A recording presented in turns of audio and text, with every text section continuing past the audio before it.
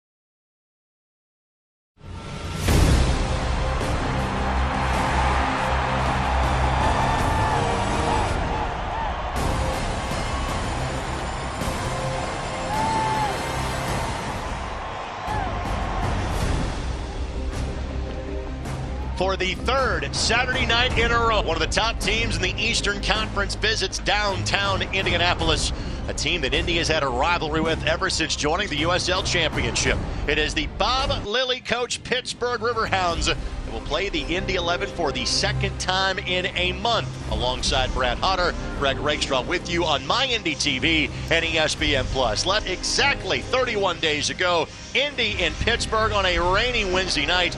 And as is the case when these two teams get together, there was not a lot of scoring chances. Pittsburgh took advantage of pretty much their one. Albert Dequa late in the match, a 1-0 victory for the Hounds, and again, something that Brad has been indicative of these last 2 months of struggle for the Indy 11. Yeah, that was tough. That was a fun game to watch if you love soccer between the 8 teams, but almost nothing went on either end in the boxes. And the only good chance for the Indy 11 waved off would have been Stefano Pino's 8th of the season. It was called offside. 1-0 between Pittsburgh and Indy. Trust me, that's the norm when these two teams get together. The news for the Indy 11 on a positive note is this gentleman of the game, Ioze. In his first year with the Indy 11, he was teammates with Brad Ring. Tonight, he will tie him for the most matches played in franchise history. Unbelievable. And what a career here in Indy. Just complete class of a player. So creative and so brilliant on the ball. And Io is in the starting 11 tonight. The other 10 that will join him, will share that with you when we come back. Plus, we'll have a look at the starting lineups for the Pittsburgh Riverhounds as well. Second and final meeting of these normally stingy teams comes your way next on My Indy TV and ESPN Plus.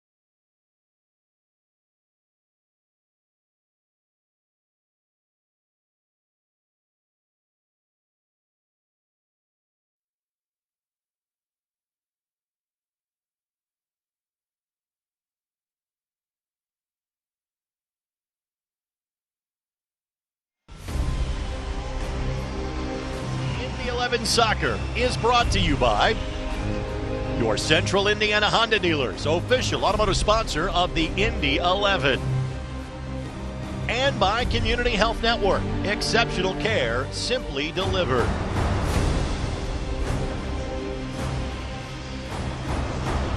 Back at the mic again. Indy has played now 3 successive Saturdays in a row. They are not at home for the next 3 weeks. They go to Hartford and Tulsa before returning to take on San Antonio on August 27th. Time now for our starting lineups, brought to us by your Central Indiana Honda dealers, the official auto sponsor of the Indy 11.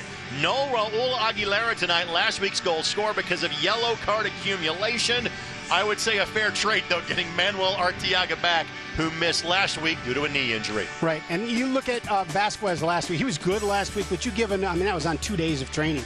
Give him another week with the team, and there should be a little bit more connectivity on that back line. Third straight start for Sean Lewis in goal for Indy as well. For the Pittsburgh Riverhounds, a couple of vets will come off the bench tonight in Alex Dixon and former Indy 11 man in Dane Kelly. But there is still plenty of talent. The goal scorer from a month ago in Albert Diqua and Russell Cicerone, always a handful against Indy, no matter what team he's playing for. Yeah, Cicerone, Mertz, those are two guys to keep an eye on. But you look at that bench. You talked about the veterans on that. You could build a team around that bench. And I'm glad you referenced Mertz because he was reacquired by Pittsburgh since the last time these two teams played has been the last year and a half with Atlanta United 2. Injury update presented by Community Health Sports Medicine, official sports medicine provider of the Indy 11. Again, Ari Spriggs and Brian Meredith, both long-term injuries for the Indy 11. Of note, Robbie Dambrot, who had previously played with Pittsburgh and was acquired this week by the Indy 11. He is not in the 18. Expect to see him next week, potentially in Hartford for the first time in an Indy 11 uniform.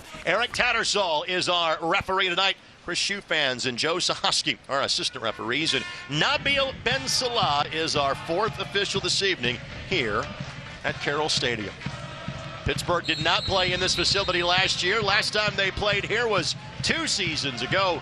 A 1-0 victory. Thank you so much for joining us here on My Indy TV and ESPN Plus. You'll see 4, sometimes 5 at the back for the Riverhounds. And they certainly have potent goal scorers. And they've got some of the best distributors in the league in terms of assists. But as is the case with any Bob Lilly team, it's defense, it's defense, it's defense. Oh, I'll tell you what, Cicerone was just on the right shoulder of Vasquez. Sims saw it, bent a beautiful ball into space behind Vasquez, right in the line for Cicerone. Vasquez does just enough to get a piece of it, but Pittsburgh earns a corner out of it. Robbie Mertz will send it in for the Riverhounds. Ball headed down, but not on frame. Jelani Peters got to head to it last. It'll be a goal kick for Sean Lewis to get things started for the Indy 11. Jelani, one of that formidable back line that Pittsburgh has to offer. Lewis, 11 saves in his first 2 matches in uniform for the Indy 11. Acquired from FC Tulsa in a trade for Noah Powder about a month or so ago. Played for Mark Lowry in Jacksonville all the way back in 2016.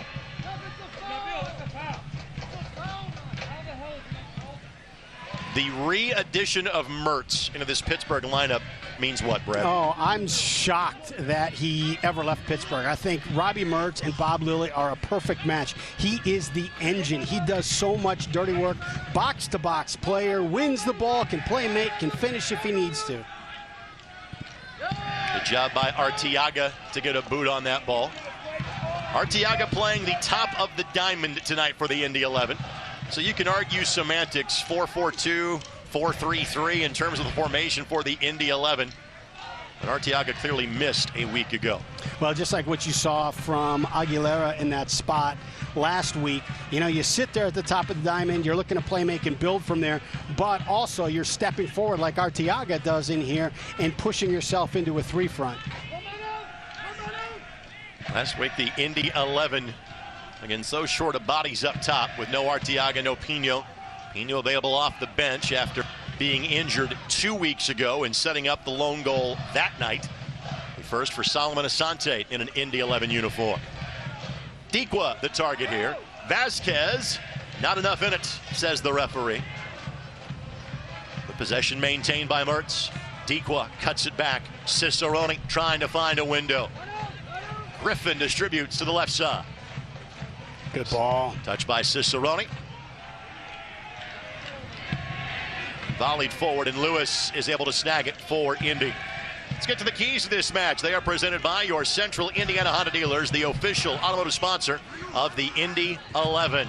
Yeah, for Indy 11, the first thing they have to do is shoot. They're last in the league, and by a long number, 15. They're last in the league in shots.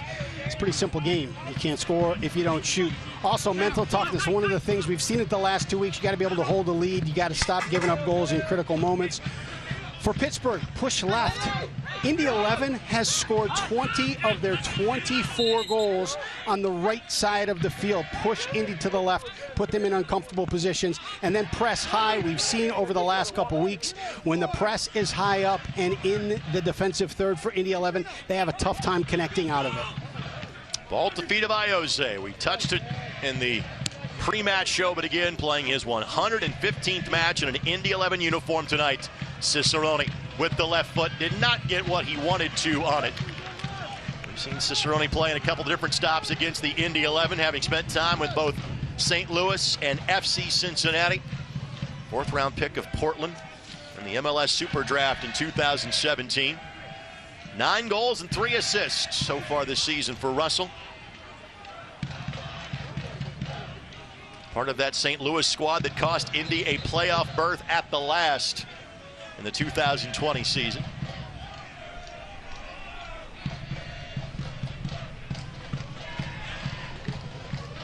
Here's Sims. Sims looking back post and trying to find Cicerone, but nothing doing on that one. And you can see it. They keep asking questions of the two center backs. They're looking to just drop that ball over the top and see if Cicerone can get the other end of it.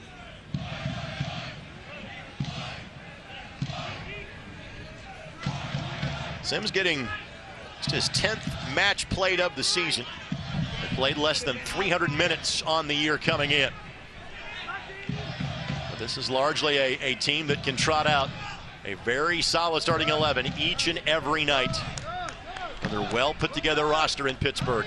Well, you look at the bench, you've got Canardo Forbes, the league's all-time leading assist maker on the bench, and then you got Dane Kelly, the USL's all-time goal scorer, coming off the bench.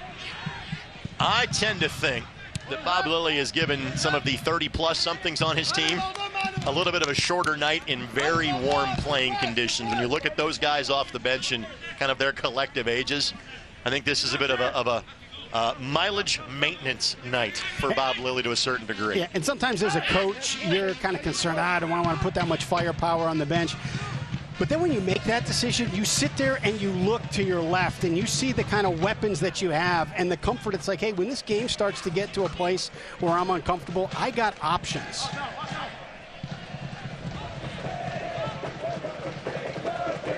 Ball to the middle of the field. Hackshaw with the read. Trying to find a Revion. Jared Timmer had his first assist in an Indy 11 uniform. An exquisite service last week to Raul Aguilera. As you touched on, partner, Indy has led both Memphis and Tampa Bay the last 2 weeks 1-0, but quickly have seen those leads evaporate.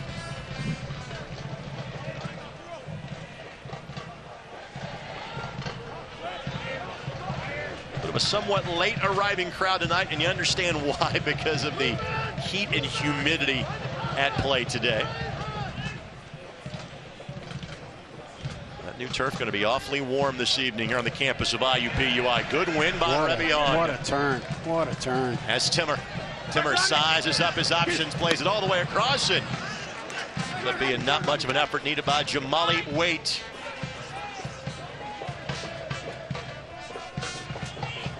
Of course, this match brought to us by Keystone Construction. It's more than construction. Keystone, we build a vision.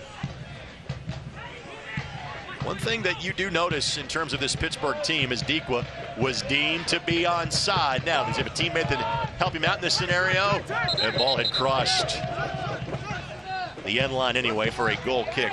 But it's a great mix of veteran and young players for Pittsburgh in the field. They are young at the goalkeeper position this year. To that extent, Wade is 23 years of age, straight out of the University of Connecticut. He is a first-year pro. Rebion hustles back to keep that ball in play, and before I can finish the words, maintain possession. Possession given away by the Indy 11, and if you remember back to I was thinking it's going through Mark my Lowry's post-game conversation last week, liked everything except the ability to give away the ball, which Indy 11 showed a propensity to do last Saturday night.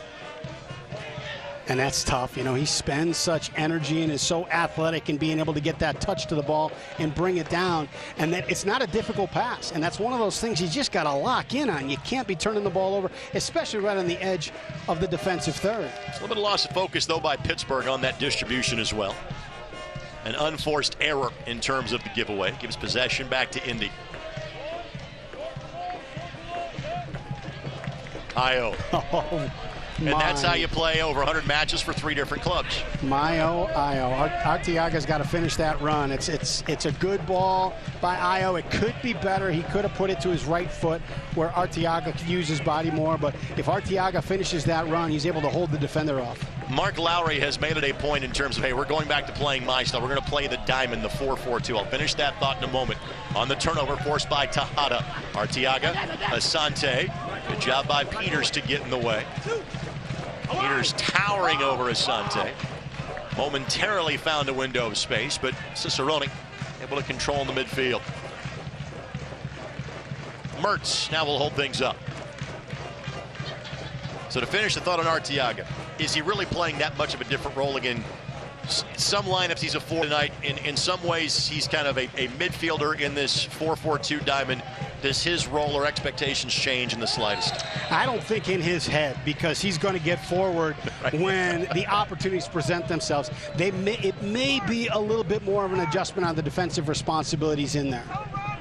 Now Rebion, the player that was injured on the challenge, as a whistle goes against Pittsburgh. Good look at Coach Lilly on the sideline, has won wherever he has been. Very successful in Rochester before coming to Pittsburgh. This portion of this match presented by your Central Indiana Honda dealers, the official automotive sponsor of the Indy 11. Riverhounds date back to 1999. Never enjoyed a great deal of success until Bob Lilly got there. They have basically become a playoff team every year. Now, they've never kind of grabbed that final brass ring, but they are up there on the power rankings of teams you do not want to play week in, week out in this league. And they always round into form late in the season. You can take a look at their wins, their goals scored, their goals against now versus early in the year. You know, it's just an adjustment, but they get into that winning mindset when it matters. When it comes to football fans of the American variety, folks from Indy and Pittsburgh share a general dislike, and that's being kind to New England Patriots. When it comes to soccer, Indy and Pittsburgh share a similar feeling about Lou City. That is the team that is the one that seemingly is always in the way. Io plays it across. Arteaga heads it down. Can Tejada get a touch? He can, but not in a threatening position. And then exceedingly well done by Sims. Not just buy real estate, but to find a teammate in the process. Good win by Vasquez.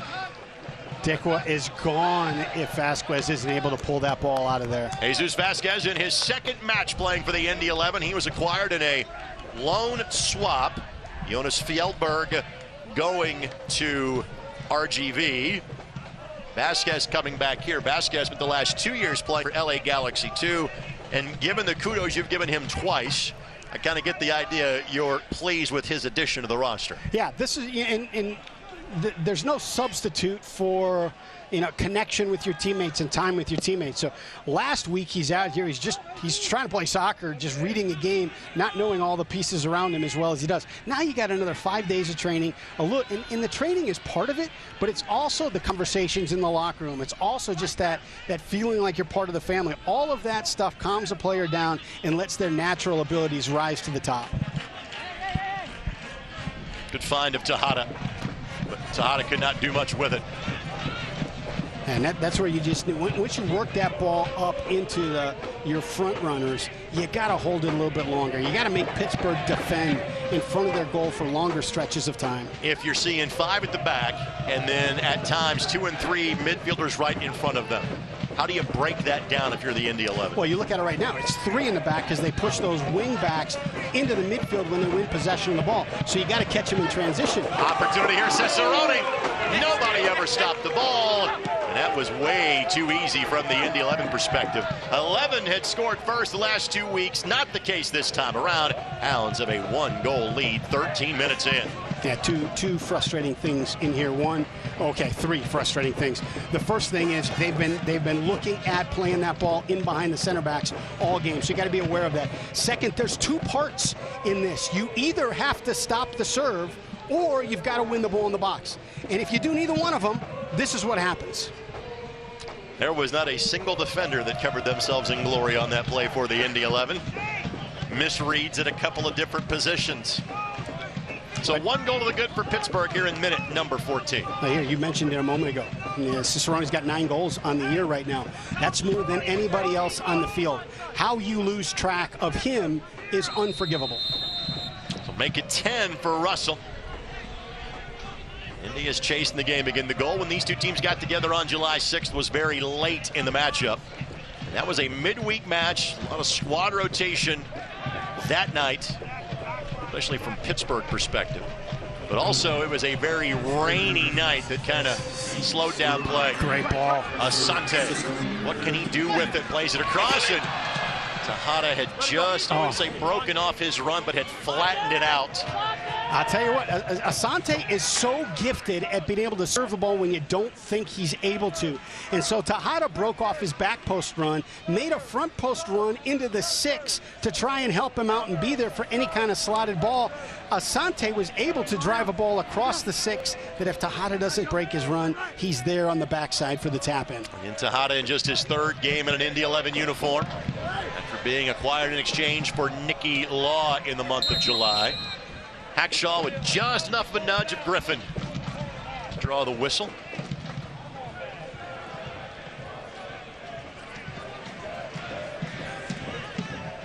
A restart coming up for the Riverhounds as portion of this match presented by Community Health Sports Medicine, the official sports medicine provider of the Indy 11.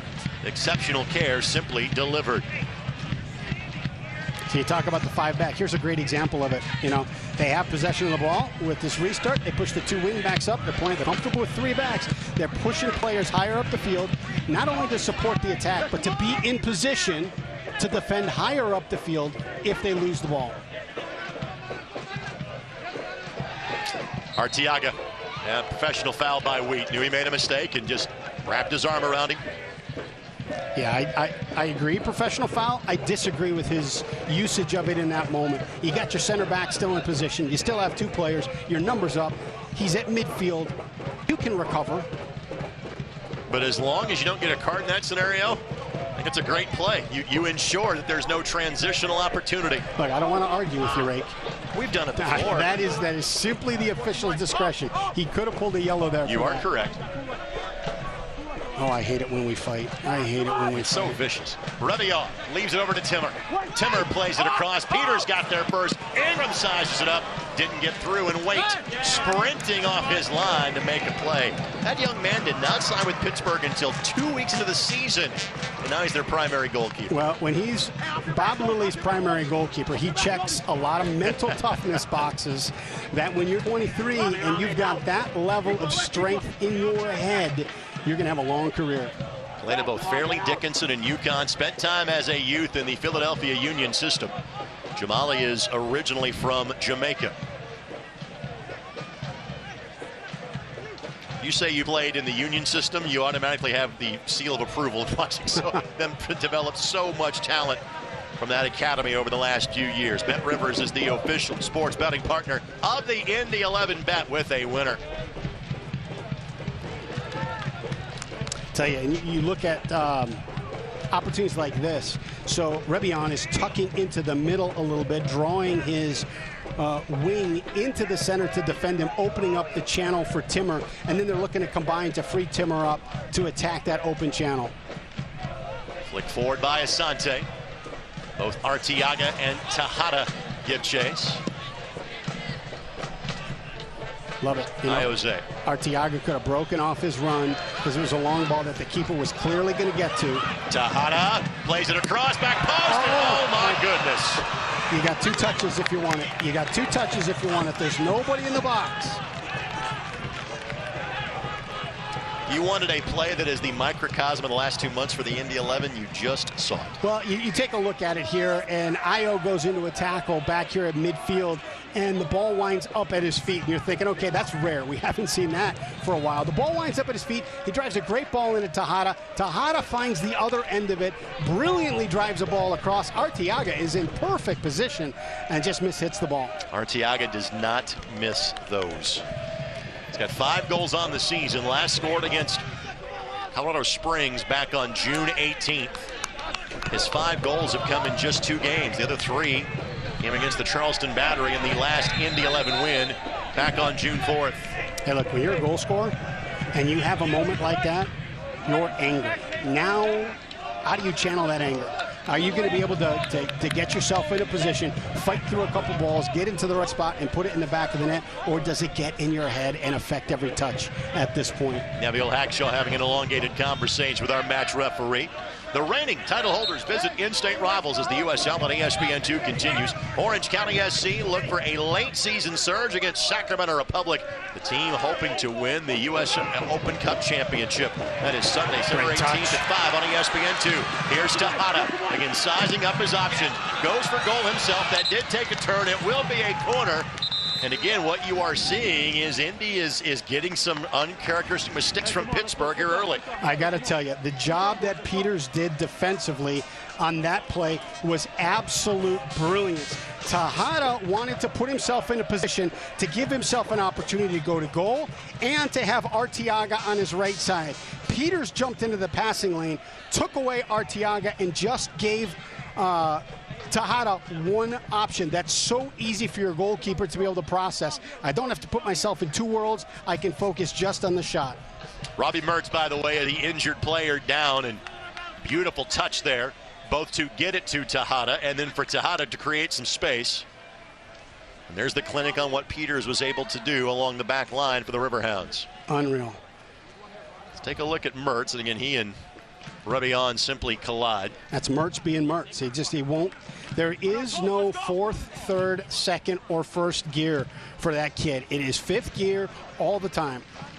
Mertz is from Pittsburgh, played collegiately at the University of Michigan. Asante sent.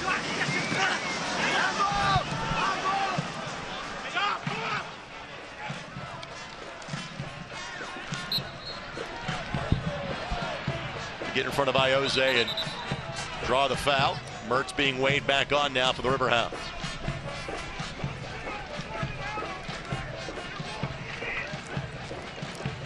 Just a reminder, fans, you can go back and listen to Soccer Saturday anytime in one of 2 ways. Podcast page at 1075thefan.com or at anchor.fm/Indy-11. We're joined this week by Mark Lowry and now former Riverhound and current Indy 11 player Robbie Dambrock. That is a very familiar last name in the city of Pittsburgh. Also, Raul Aguilera made an appearance in the show today as well. Tejada goes down. Official says play on. Coming into the stadium today, I stopped by the Brickyard Battalion's tailgate. I actually met the host of Soccer Saturday out there. Seems like a good dude. Sims plays it across, looking back post, and Lewis gives it a watch and lets it go all the way through. And that new turf will hold it up, so Timmer has to give this a hit to get it back to midfield. What a great ball by Sims. Out of reach of Lewis. No way he can come to get it. Behind the back line, so now you're just hoping that one of your teammates is able to break through and find the other end of it. Foul going to be whistled against Pittsburgh.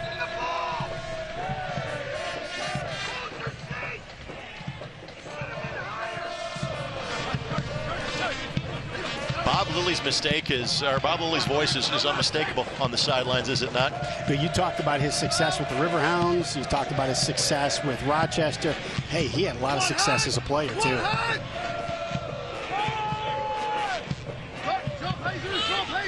Dequa, I took a touch off of Vasquez, but that was just enough to throw off Cicerone.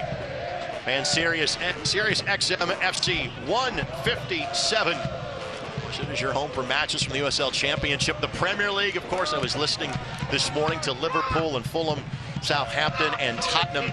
But on the way in, as Arteaga takes a seat, I had a chance to listen to Mike Conti's goal call of former Indiana Hoosier Andrew Gutman's game winner against the Seattle Sounders, 2-1 at the death today down at Mercedes-Benz. That's available on Sirius XM FC all the time. Not to mention USL All Access. You got Tony and Dunny on Counterattack. Sirius XM FC 157. How do you have time to listen to anything on the radio when you're broadcasting 90% of your life? I multitask. You're cloned. There's another Rakestraw out there somewhere. I eat for two of us. Ioza. No, Mike Conti, who does the radio for Atlanta United, is fantastic. His brother is the PR director for the Indianapolis Colts. So Get out. Immediately sent Matt a text that said, better check on your brother. I want to make sure he made it through that goal call okay, because he lost it in the best way possible. Here's Jerome. Yeah, and that ball was moving across the back line to Jerome and then looking to see if he could get it out to Timmer. Timmer was already checking up too far. Cicerone comes in, cuts off the passing lane, and doesn't allow Mishak to be able to deliver that ball where he wanted to. Midway through the first half, we are expecting hydration breaks, by the way, in tonight's game because of the warm and, again, exceedingly muggy conditions today here in central Indiana.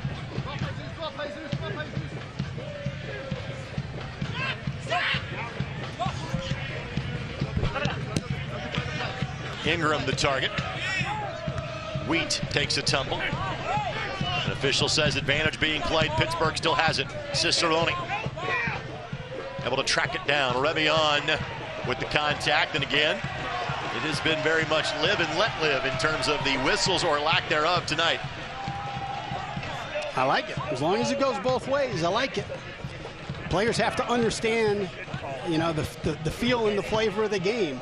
And when you're consistent in your calls, the players are able to gauge what is acceptable and what's not.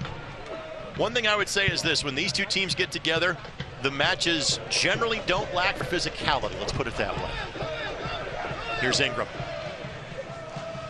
Trying to find Tejada. Tejada kind of had a hook of the hip of Wheat once Wheat had stepped in front of him. Sports this match brought to us by Keystone Construction. It's more than construction. Keystone, we build a vision. You know, the difference between good and great, you know, pro and amateur, all of that stuff is just little slivers of stuff. So in this one right here, you know, Tejada, after this ball comes into him, is upset because he wanted it to his other foot, which he'd be able to hold off a little bit better and not have to foul.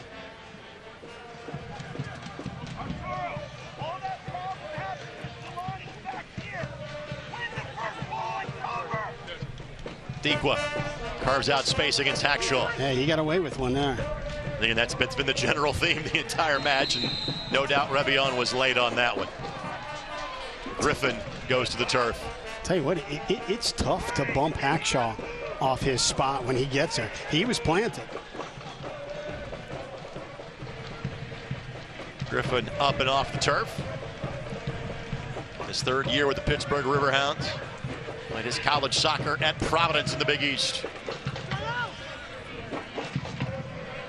Well, this is a team in Pittsburgh that has more newcomers than returnees from last year.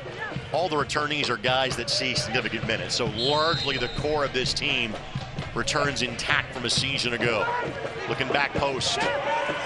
Indy got there first, but not exactly out of danger just yet. Arteaga buys a bit more real estate before Sims sends it left side. Nifty bit of skill to clear that ball away from Jelani Peters. Dequa and Tejada nearly collide. Somehow Dequa comes out of there with it.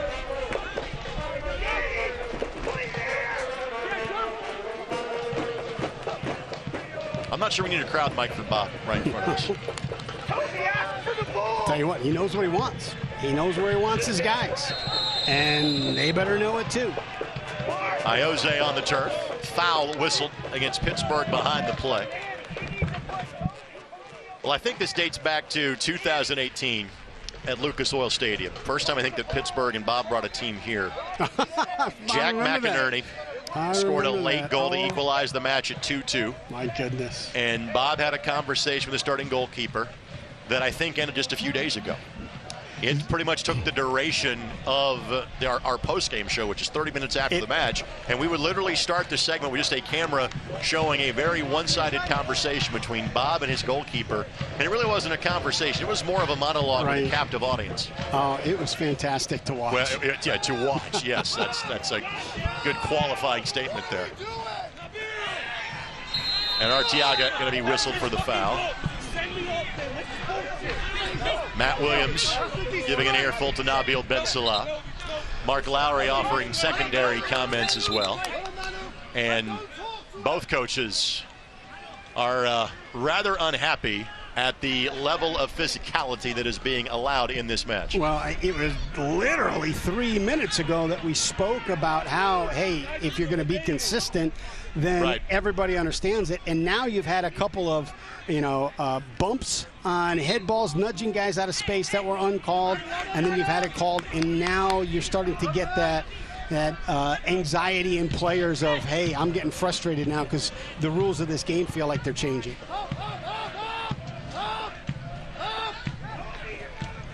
Arteaga doing a good job of being a pest. Rebian, a perfect way to ball to Asante. He goes to the turf, and again, nothing given. Rebian goes flying. And he's still down on the turf, and we continue to play on. I'll tell you what, a great job on that press by Arteaga. He's occupying the two center backs that are back in there for Pittsburgh. He's occupying both of them and pressing them, which allows Tejada and Asante to push up to their options. And finally, Rovera has half his teammates say, hey, play it to the side. So Rebian can be checked behind the play. Rebian, of course, missed the better part of 3 months due to a knee injury. Really has just rounded back into form over the course of the last couple of weeks. So you always get nervous when he is late to get back up off the turf. Let's thank our friends at McGowan Insurance, a proud partner of the Indy 11. Visit McGowan, as you see it on your screen, insgrp.com for all your insurance needs.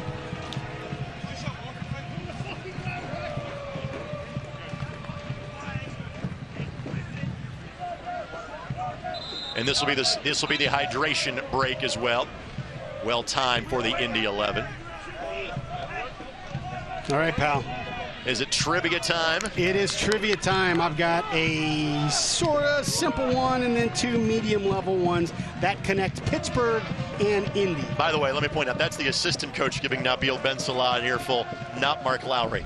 So it's gotten to the assistant coaches in terms of level of disdain with the whistle going in both directions tonight. Please continue. Okay. He's known in Indianapolis as a swimmer, but he was born in Plum, Pennsylvania. Now that's unfair to Pat McAfee to label him as a swimmer, by the way. You could label him as a champion from SmackDown, given his victory over Happy Corbin last week, his actual roommate years ago with the Indianapolis Colts.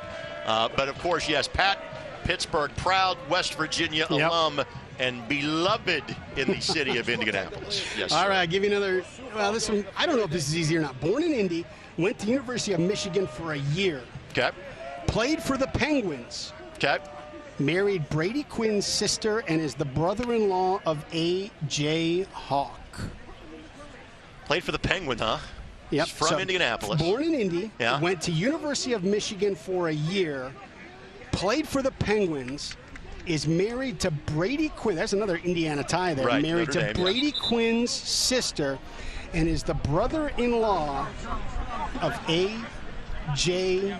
Hawk. I will admit, my hockey knowledge is scant, which is a big difference between Pittsburgh and Indianapolis because they're love with the Penguins. I do not know the answer to this question. Jack Johnson, which I thought was a boxer. I thought he was a singer. Oh, that too, right? Yep. By the way, this match brought to us by Select Sports America. Thanks to our friends at Select, celebrating its 75th anniversary, the official match ball supplier of the USL Championship. Choose what you play with at SelectSportAmerica.com. Select, League's choice, player's choice. Now, I will freely admit my hockey knowledge is not what it used to be. It's been a while since I had the center ice package and watched games on a regular basis. Yep, I understand. That's why I go hockey. It's a good call by you. I go play to the strengths of Pittsburgh. Indy's an NBA town. Pittsburgh's a hockey town. Well done by you. For those of you watching from Pittsburgh, we do this every match in terms of trying to have trivia that links the two teams. And Brad's success rate in stumping me normally is not as good as 1 for 2 as he just did. So Indy will give the possession back to the Riverhounds after they volunteered to give it up, so Revion can be checked by the Indy 11 training staff. Because of the hydration break, Revion is back on, so Indy is back at full strength. Good win. Wheat. Last touch. Tejada. Yeah, you got to love that about Tejada. He just bothers you. You know, there's not, you're going to get to the ball first, you know that, and he just puts his hands on your back and says, I'm here. You bring that ball down, we'll fight for it. Well, for a young guy, though, and even though he's now a fourth-year pro, he knows, okay, the game's allowed to be physical.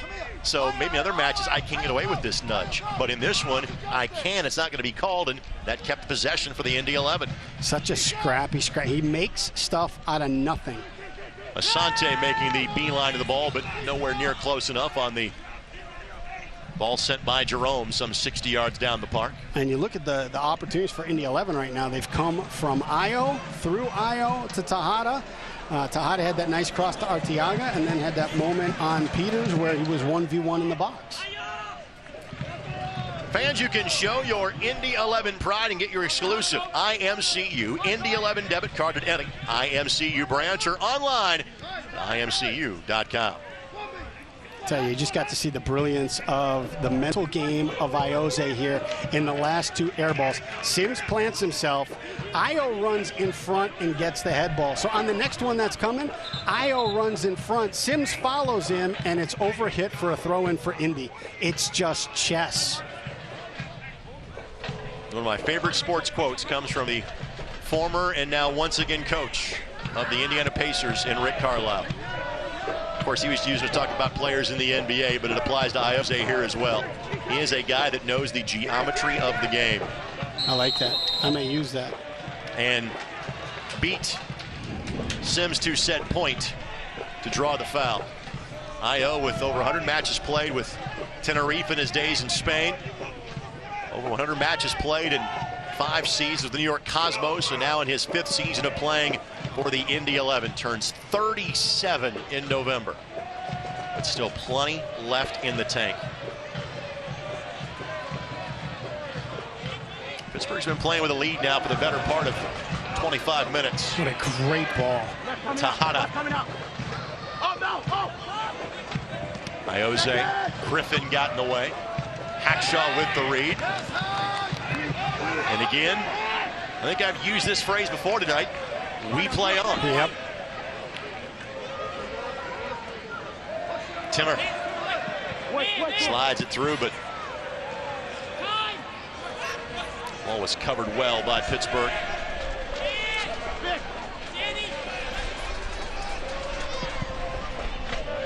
The goal allowed by Indy was a moment where they just switched off defensively, to be blunt about it. Other than that, you feel good about what they have done. But, and you touched on this earlier too, this is part of the process when you're kind of rebuilding and reloading at midseason, as the Indy 11 are. It's about getting 90 minutes, and you've seen it in flashes, but those moments can come back to really cost you. That's why Indy is chasing this game here late in half number 1. And I'll be honest with you, there's talent is everywhere. So, you know, whether it's the pro level, college level, club, high school, talent is everywhere. What you need the right guys. You need the right locker room. You need the right mindset. And that's what Coach Lowry's looking for right now. He's trying to find those guys. Iose tried to use that aforementioned geometry to hook that ball. I think there's a parabola involved in there somewhere. We're trying to find Arteaga on that one. Transition opportunity here for the Hounds. Dequa is onside. Vasquez steps to it. Now Sims. Cicerone making the run, didn't have a way to get it to him. Now in the give and go, and Sims on the ground, but it is literally no blood, no foul at this point. That ball checked up, that's in play. This newer turf, everything's going to hold. This turf has about 4 or 5 matches in it at this point. Trouble. Here's the blast, and Lewis sprays it. BYB will snag it. It will be a corner coming here for the Riverhounds. By the way, this portion of this match brought to us by Community Health Network. Exceptional care, simply delivered. I'll show you about the latest save from Sean Lewis. It's a heck of a hit. It's a heck of a hit. You know, again, you can't give those windows, can't give those looks. Lewis north of 50 saves between Indy and Tulsa in the season. That's with really playing about 60% of the games so far this year. Took him a couple of weeks to crack the lineup. Tim Trilk did well in goal. Sean has done pretty much about the same. Goalkeeping, I don't think, has been the issue for the Indy 11 over the course of the last couple of months. Long dry spells in terms of goals scored. That's been the problem. Mertz trying to add to the problem for Indy. Jerome got there first. Peters heads it down. Sims will recycle. Cicerone. Not much there.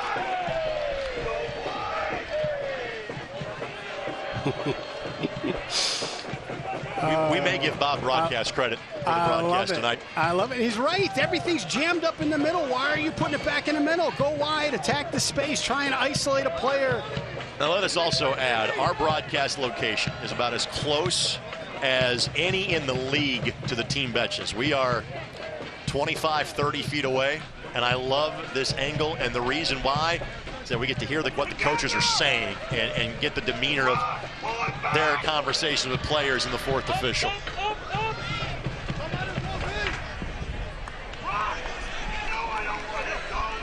We didn't have this luxury at Lucas Oil, let's put it that way. Nope. Being right on top of the action.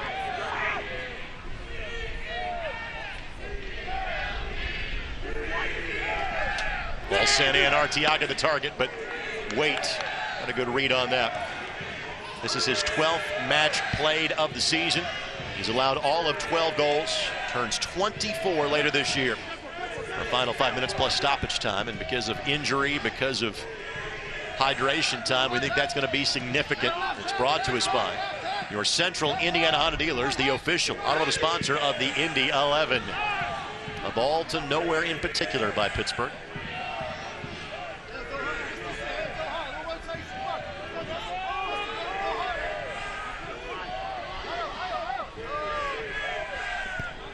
Here's Io. Big give and go between he and Arteaga. Tejada, the target, works his way around Reed. Tejada sizes it up and just missed it. I thought a touch sooner he might have had a better opportunity. I think he wanted that ball to drop onto the ground and give himself more options to play it. But I tell you what, that is the 4th opportunity that Iose has put Tejada in goal on. Not as egregious of a miss as the potential tap-in for Arteaga midway through this half. However, another chance goes by the wayside for the Indy 11.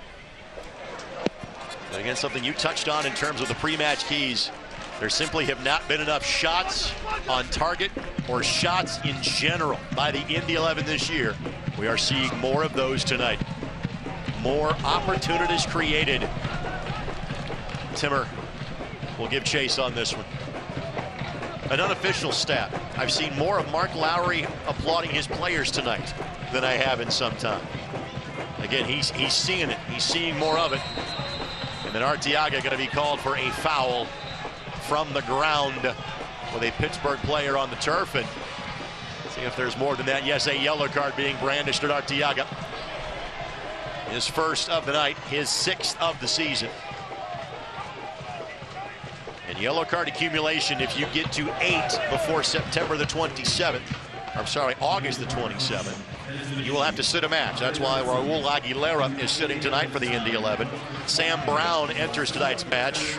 if he plays, which you expect him to later in the match, he's also one away from having to sit for his next yellow card in a following match.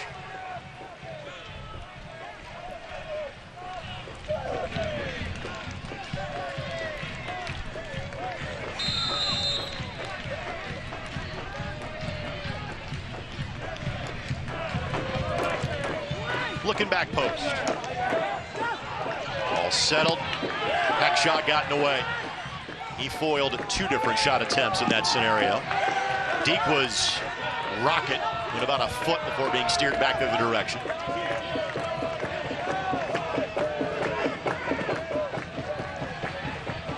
Io goes a flying. A yellow will be brandished. Mark Ibarra, the guilty party there. So both teams now have been shown yellow in this first half, and in recent moments. Happy club record appearance for IOZ. Yep. I'll tell you what, that's turnover by Mertz across the front of Indy's back line, where Io's able to pick it off, and if there's not a foul or if they don't stop play there, it is a wide open midfield for Io to attack. By the way, congratulations to Meshach Jerome. He will be the player that restarts this play for the Indy 11 with the minutes he has compiled in this match tonight. He has gone over 10,000 minutes played in the USL Championship. And this reminder, he didn't get to this level until a few years ago because he played in the NASL for several years for Jacksonville, or the NPSL for Jacksonville as well, for Mark Lowry. Well, I know it's hours instead of minutes, but it goes back to that Malcolm Gladwell. You put in 10,000 hours in something, you can be pretty good at it. He's a chunk of the way there. Meshach, 12 years of playing professionally here in the States, native of Haiti. Was that Malcolm Gladwell or Justin Bieber? I think it was Gladwell. I think you got that one right. Fans Hyatt Place in Hyatt House, downtown Indianapolis. Experience comfort in downtown Indy. Here's Ingram. By the way, 4 added minutes before we get to the conclusion of business in half number 1. 4 added minutes here at the half. Yeah, if you're Indy, you've played well, you've created opportunities. The stuff between Tejada, Arteaga, Ioze is going to lead to one. You just feel it. And then you got Asante out there who's creating some problems. So if you're Indy, you're happy with where you're at. But what you can't have happen right now is to blink for a moment and let a ball in. Another unforced error by Pittsburgh. Peters just sprayed it wide. But a teammate would be there to bail him out, and he was not. I think Pittsburgh would tell you this has not been their best performance, yet here they are with a 1-goal lead. Ingram takes a tumble and draws the whistle. Ingram, the graduate of Pike High School. Never played high school soccer, was an academy level player before playing at the University of Virginia, then Loyola of Maryland, the first-year pro.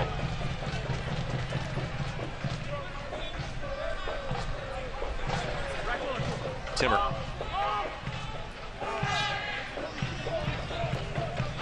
And then Vasquez and Hackshaw not on the same page. Yeah, on that one too, Ioze has taken Dikwa out of the picture and opening up that channel. That flat ball is really dangerous because it's a counter ball. So that, if Io's not staying in there, it's got to go to Vasquez, and Vasquez has to read that and get up and get a touch on that ball. Fans, a reminder to watch Wish TV, your local news source. Find them online at wishtv.com. And Ioze and Dikwa involved in a 3-car pileup. Yeah, we've seen this before. This can't happen here. Indy's got to be locked in. With Peter's size that he would be an obvious target. He was staying in midfield. Bob Lilly said, no, big man, get in there. Peters at 6'5" and 210 pounds. You will not miss him as he ambles his way towards the 18-yard box. And on a night where it is dominant sunshine, I am feeling raindrops here locally. Mertz sends it in. Ingram knocks it forward. Sims sprinting back.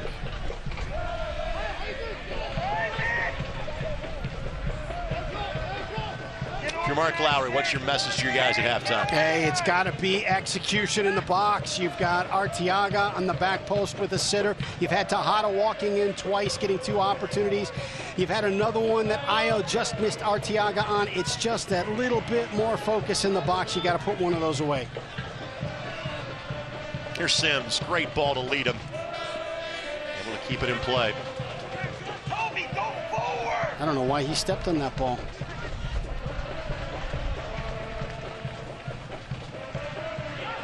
Ibarra for Lewis. Well, Mertz was the target, but Lewis able to play for it. And as you say, step on it, you may have heard Bob Lilly say, Toby, go forward. You coaches all think alike. We do. We do. That's a problem, too. We need some out-of-the-box thinking coaches. Final seconds of half number 1.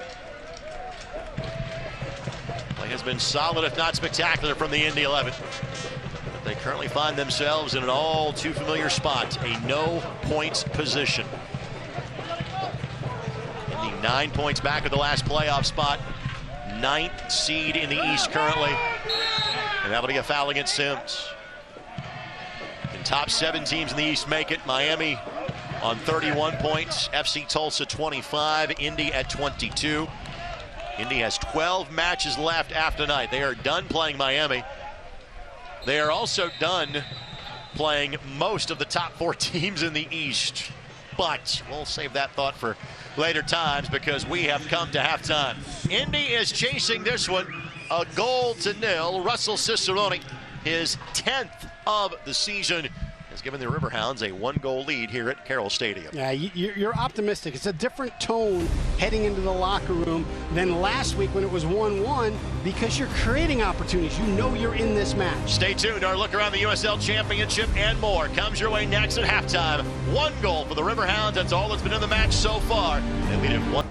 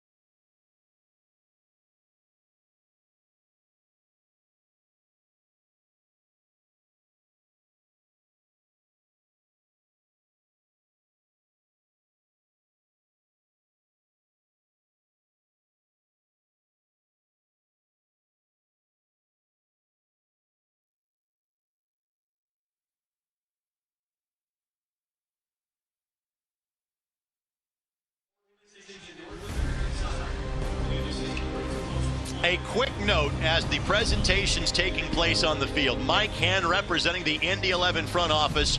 Brad and I have been a part of this. These are Century Club scarves that are being given out to loyal Indy 11 fans.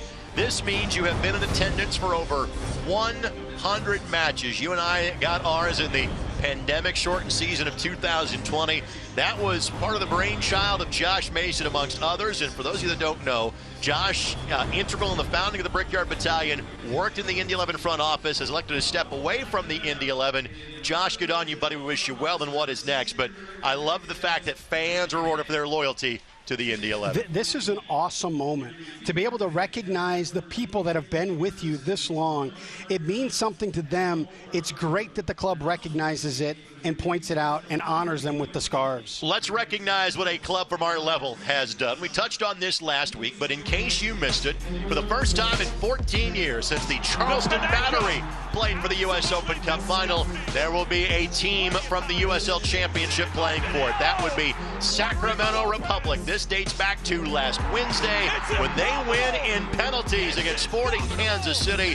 Third team from Major League Soccer that Sacramento Republic has knocked off. Again, the Open Cup Final, September 7th in Orlando, 8 o'clock. You'll catch it on ESPN+. Best of luck to Republic. Oh, I love it. And what I love about that even more is it wasn't a missed penalty kick.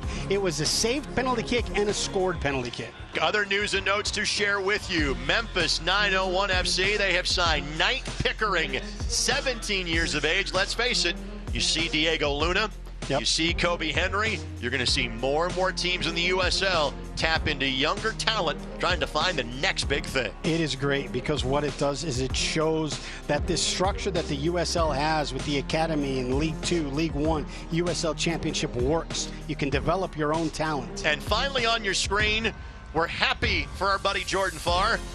Wait to see that really good team's coming here in 3 weeks. The next time, that would be San Antonio FC, 50 points in 21 games. That ties the league record dating back to Orlando City, their pre-MLS days, getting to 50 points in 21 matches some 10 years ago. And they are fun to watch. It is not a one guy get on his shoulders type team. It's everybody pitching in, and you'd expect nothing different than a team that Jordan Farr is on. It's everybody always. From the frying pan into the fire, after playing 3 of the top 4 teams in the Eastern Conference, their last 3 home games, the next 2 home games for the Indy 11 at the end of the month against the top 2 teams in the East and West in terms of San Antonio and Lou City. Sean Lewis sent down about as high as the top of the One America Tower.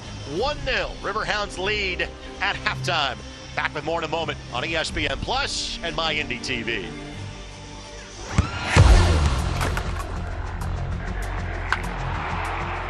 We all have goals. But let's be honest, most of us aren't going to be professional athletes. But if your goal is to finish your degree, we can help.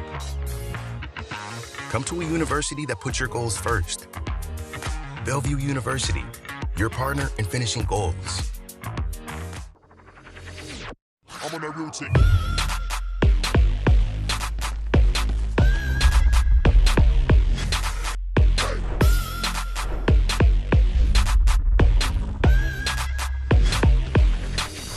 Routine.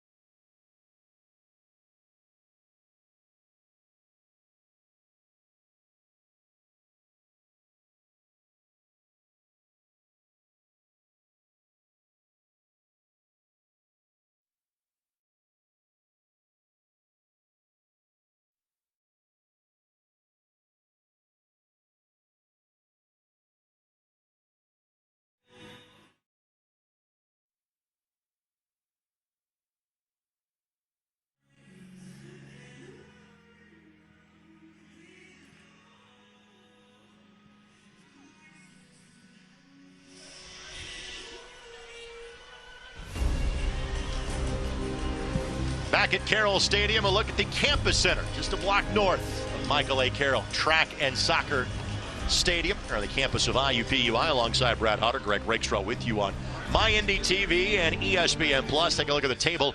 Let's start in the Eastern Conference. Again, it is Louisville that is number one. Tampa Bay slots in right behind them.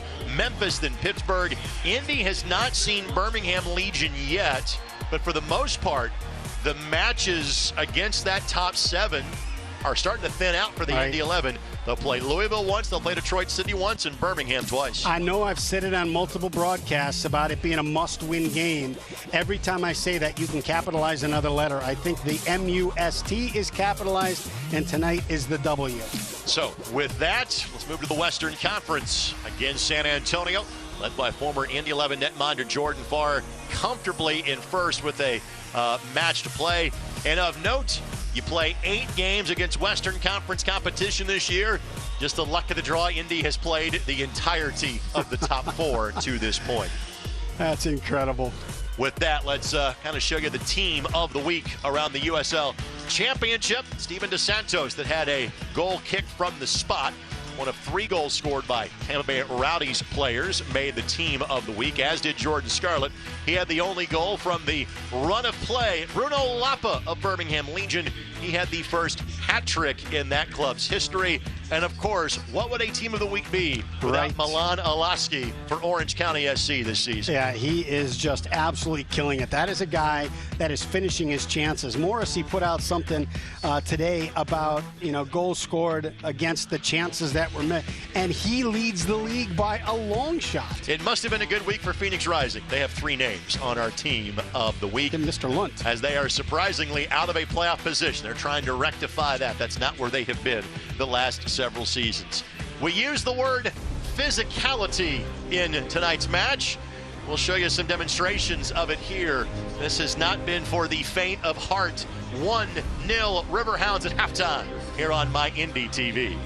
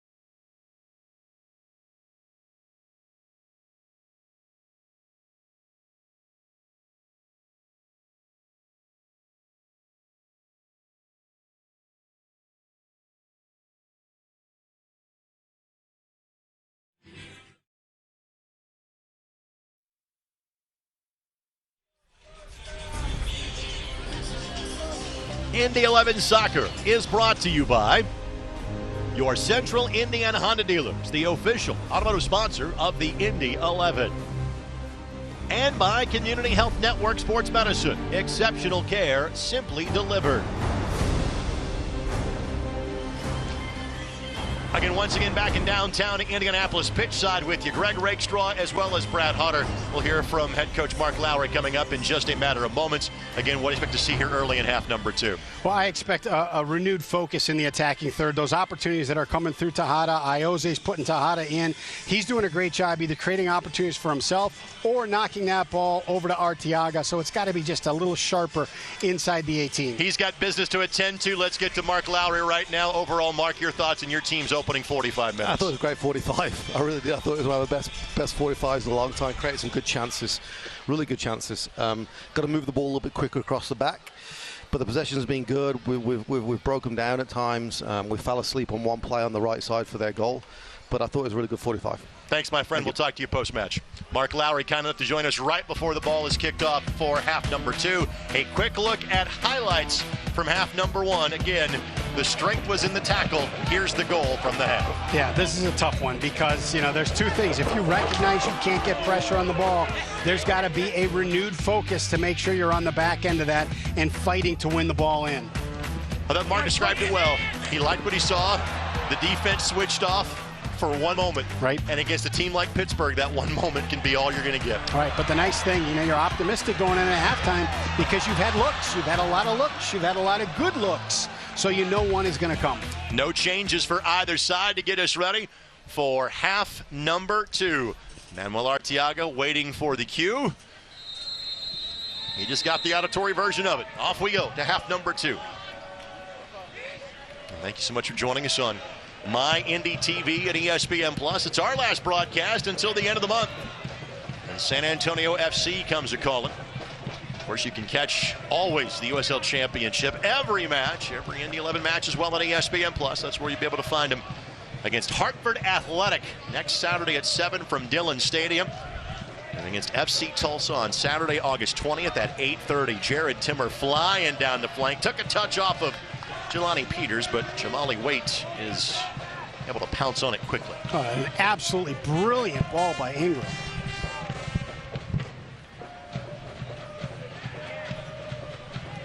I want to thank our Tupelo Honey crew for their hard work tonight. Do a great job every Saturday night, but again, weather conditions not exactly kind today. So thanks to all the wonderful, hard-working men and women behind the scenes, led by our producer, Braden Pretch, this evening. Thank you, folks. We appreciate it.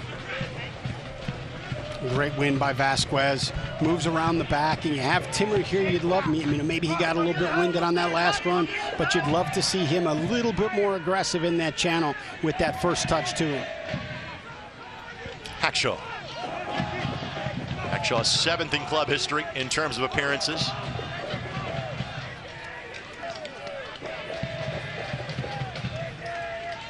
Neville now in his 4th season with the Indy 11. We've been informed there will not be a hydration break in half number 2. Announcers might take one, though. Just heads up. We may step out for a couple minutes.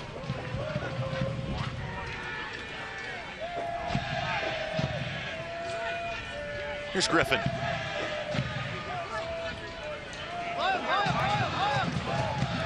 Asante with the takeaway. Oh, that flat ball is so dangerous. That was a puzzling pass. Tejada, couple of touches. Leaves it for Asante. Arteaga just waiting for a window to develop. Clogs up the play. Timmer trying to find Tejada. Look at how that play started. Yep. A pickoff by Asante. You get the ball to Tejada. He gets the defender wrong foot. It has a little bit of an opportunity. You got another situation at the top of the box, and then all of a sudden it winds up on the back line. Iose sends it back post. Rebion leaves it. Asante, but there's deemed to be a foul around the goalkeeper. As Jelani Peters goes to the turf. What a touch by Rebion, too. You know, Rebion is a defender when he came here, and you look at the job he's doing right now in the midfield. He knows who the finisher is. Quick touch to him at the top of the box. That is a brilliant read and execution. And a yellow card is being shown to the Indy 11 bench, not to Mark Lowry. I'm not sure if that was Matt Williams, Andy Swift, Matt Watson's over there tonight as well. I think it was Matt Williams, just because he was in the fourth official's ear a lot in the first half.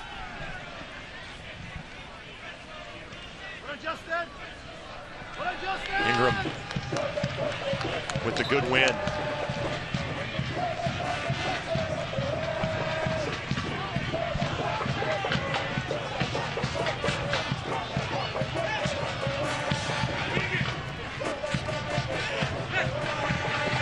Fans, wherever you go, you can take the boys in blue with you.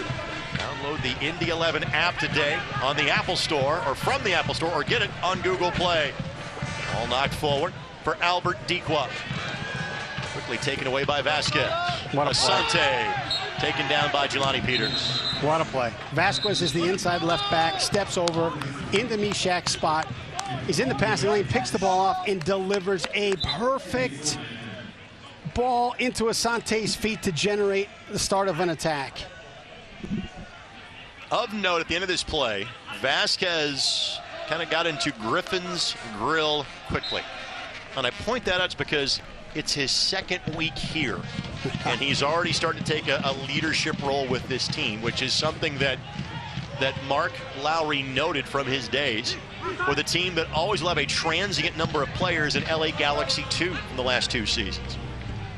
Yeah, he served as their captain for a couple seasons. He was captain on, I forget the team he was on before that, but he was captain there as well.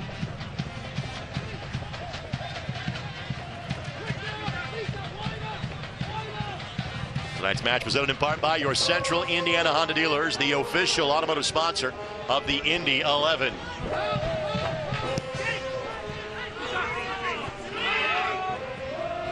That was tough. You had Timmer out wide open, and Arteaga was in the middle. Arteaga makes a checking run to Timmer, brings Riverio over into that space, and he's able to pick the ball off, and it becomes Pittsburgh counter.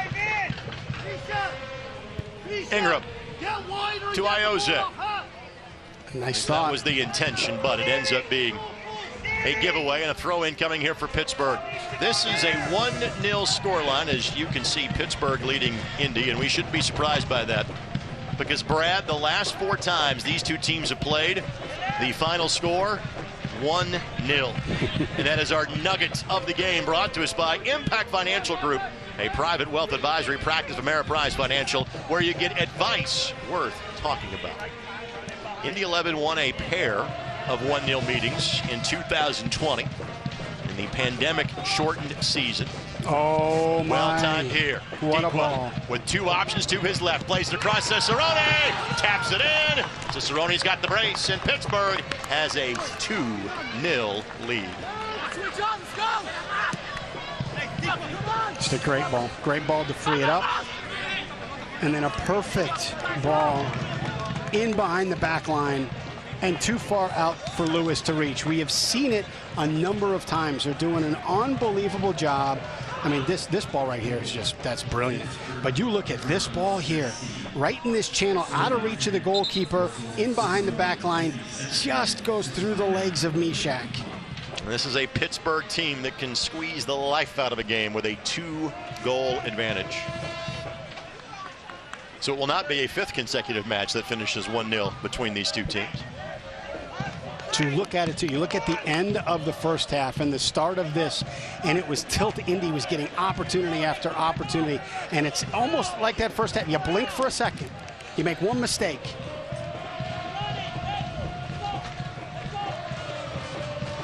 Still a lot of time, though, from the Indy 11 perspective.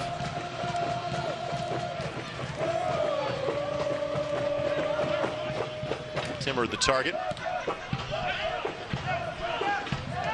This could be a problem.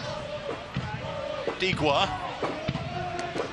A little contact with Lewis, but Lewis able to track it down.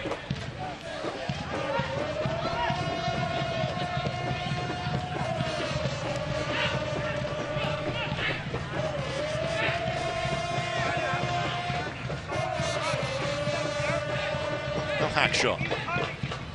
It is 5 at the back right now for Pittsburgh. That's not exactly a surprise, playing 2 goals to the good. Asante, a nice pivot to stay onside that time, but and then gets the benefit, and then immediately when Ibarra makes contact, I'm not sure there was much contact there, but enough. And right. Asante dropped like a sack of potatoes, and that is the second yellow of the match on Ibarra. There you go. Business just picked up for the Indy 11 as they're playing with a man advantage for the final 37 minutes. If you needed a psychological shot in the arm, you just got it. Now, I referenced 4 consecutive 1-0 matches in the series. The last time the Indy 11 beat the Pittsburgh Riverhounds in August of 2020, they played a man down for a good chunk of the second half and held on to win that match 1-0. Pittsburgh does have a 2-goal cushion to work with here, but on a hot and steamy night in Indianapolis, an advantage for Indy for the next 37 plus minutes.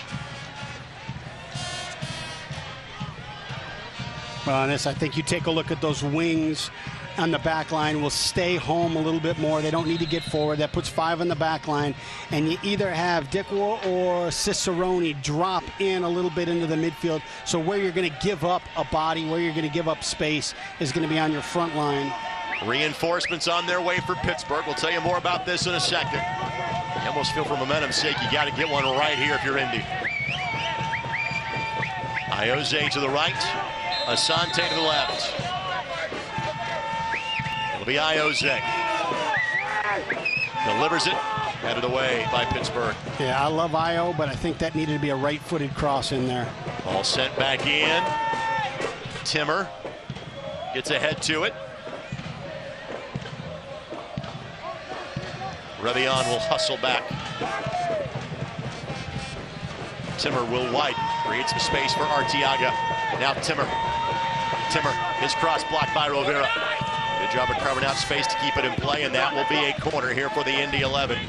Canardo Forbes and Dane Kelly are getting a final word from Bob Lilly as we speak. That's about 65 years of really good soccer combined between those two. Yeah, you got your all-time leading goal scorer, your all-time leading assist. Ball set in by Asante. Nothing doing here. Ingram for Tejada. Again, great read by the Hounds. And at this point, if you're Dequip, you kind of choose what you're going after. Staying behind the ball in this scenario, playing a man down and with a 2-goal advantage, you can be choosy in situations like that. Great block by Cicerone. And while there's a lot of time left, you do need to accelerate these moments, these dead ball moments. Right. You know, 10 seconds here, 15 seconds there. You get 5 or 6 of those and you've lost a couple minutes. Hackshaw has the best arm strength of any Indy 11 player. We saw his throw from this spot lead to a goal. A May victory against Red Bulls 2. It was May 21st, the last time the Indy 11 won in this building. Arteaga got ahead to it, but nobody's back post, and Rivera doesn't take the chance. He'll send it to the corner flag, and Solomon Asante got the memo. He sprints to the corner flag to hit the reset button here. Before, now you can send it in. Arteaga trying to square it away. Wade is out of his goal, but able to retreat in time. Athletic play, man. I think he got a fist to that ball. He did.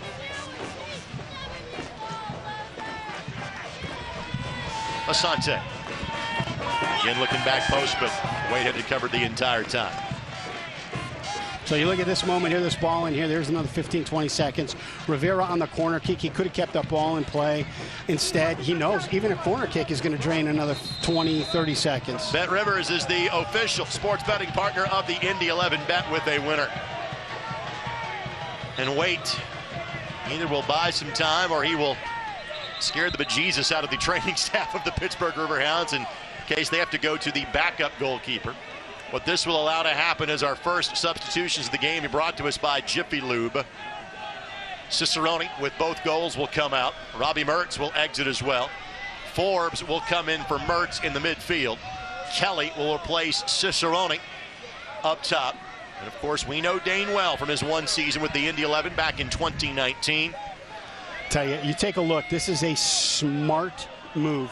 Bob Lilly knows that Indy has to push numbers forward to try and get one to get back into this game. So what do? You put Canardo Forbes in there, who's the most prolific playmaker in the history of this league. So now if Pittsburgh wins the ball, that's your out. You're looking for Canardo. And then with a pushed-up back line from Indy, who does Canardo have to connect with? Fresh legs of Dane Kelly. 106 goals in the USL Championship. He is the all-time leading goal scorer in USL play by 31 goals. Ridiculous. Turned 31 early this year, did Dane. This is the 12th straight year he has at least spent part of the season in the USL Championship. And he has scored double-digit goals in each of his last 4 full seasons in the league, including doing so in the 16-game schedule of 2020 for Charlotte. So 31 years old. Yep. You got to believe he's got 3-4 impactful years left. He could put this scoring title out of reach. Canardo Forbes, 53 assists in the USL Championship. Forbes is onside here. Forbes looking for Dequa. Couldn't get a foot to it. Rivera blasts it. Lewis got a hand to it. It would have been 3-0. And now a whistle against Pittsburgh. What a hit by Rivera. Oh, my goodness. By the way, Forbes, 8 assists this year. That ties him for the league high with Haji Berry of Colorado Springs. And Canardo Forbes has spent all 8 of his years in the USL Championship playing for a Bob Lilly coach team. Rochester, then Pittsburgh. Asante. It's almost like he's orbiting Jelani Peters, the difference in size. It's like a moon around the rings of Saturn. This portion of this match presented by Community Health Sports Medicine. Exceptional care simply delivered. Indy has all 5 substitutions available. Stefano Pino is going to be the first, it looks like. He's talking with Matt Williams at the bench as we speak. Arteaga slides it forward. Ioze trying to weave through traffic. Rebion couldn't get to it in time. Asante looking back post. Tejada. It will be a goal kick. Pittsburgh has another player down. It's Tejada. He always finds the other end of the ball. He's always buzzing around that backside, that defender. What about Sims as a player that is cramping up a little bit? And again, given the nature of the night, the humid, sultry nature of the evening, that's not a surprise. Tonight's game presented in part by the Morales Group. Staffing agencies find jobs. The Morales Group, we build futures. And that's one of the demands you put when you've got one of those wing backs that's playing in that 5-back and then getting forward consistently is you got a lot of miles on your legs by the time you hit the 62nd minute. Pino's got the full gear on the sidelines for the Indy 11. And we saw him go down very early in the match 2 weeks ago. We were worried we were going to not see him for a while. Pino being the leading goal scorer for the Indy 11 with 7.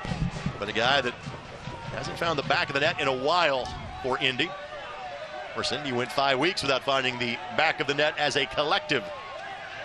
Having scored just once in their last 2 matches, and as you can tell from the graphic, not yet to find the range this evening.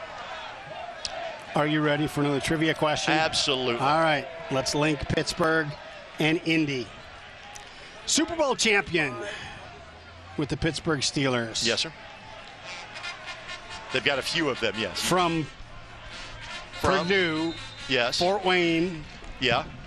Trey Essex. Super Bowl champion, 11-time Pro Bowl, Hall of Fame from Fort Wayne. Woodson. Yes, yes. Well, you went with the easy one. I thought you went more avant-garde. No, I don't ever go Trey avant-garde. Essex is a correct answer. It is a correct answer, but I'm never avant-garde. I don't even know what it means, Rakestraw. One of the best players of all time to ever play in the National Football League from Snyder High School. Trey Essex, by the way, from Harding High School in Fort Wayne as well.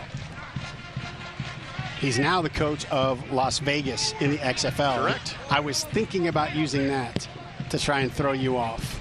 Oh, what Beautiful a touch. back heel by Kelly. Deke was onside. He's got two options. Plays it across. Lewis read it perfectly. What Restart quickly. Check out what a ball by Dane Kelly to push it out into space for Dikwa. And then he and Forbes immediately make that run back post. That's three guys all on the same page, reading the same book. Giveaway by Indy. And you frankly have yet to see the numbers advantage for Indy since they have been playing a man of the good for 9 minutes. Stefano Pino in, Brian Rebion will have a seat. Again, all of our substitutions brought to us by Jiffy Lube of Indiana.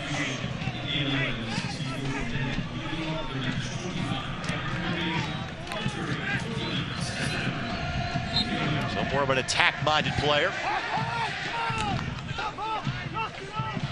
It looks like Juan Tejada will take more of a midfield role with Pino adding into the mix. Tonight's match presented in part by your Central Indiana Honda dealers, the official automotive sponsor of the Indy 11.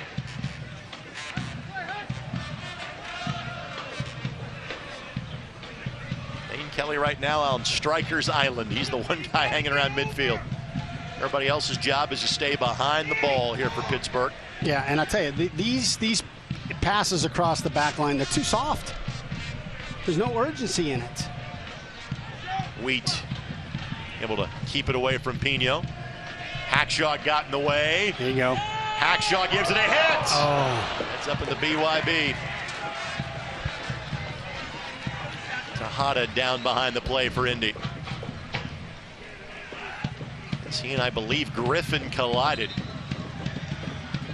And Griffin appears just to be cramping up.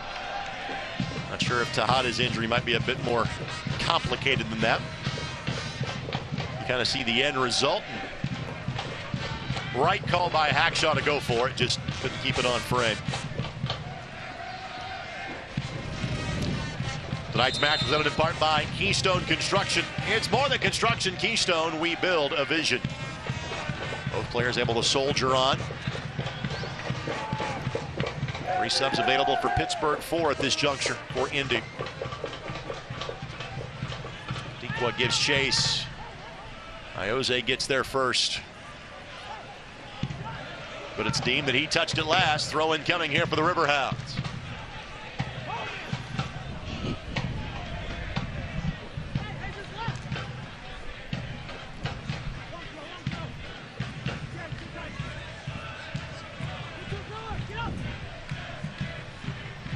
Bernardo Forbes.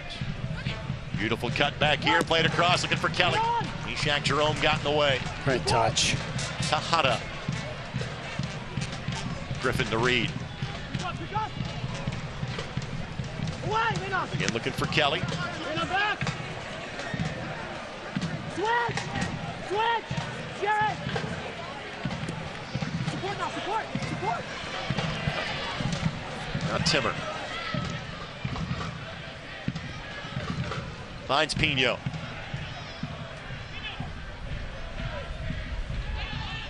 Possession is one thing for Indy. Threatening possession is what is needed. Yeah, I'll tell you what, if I got a 2-goal lead and you want to possess the ball in the middle third for 20 minutes, I'm good with that.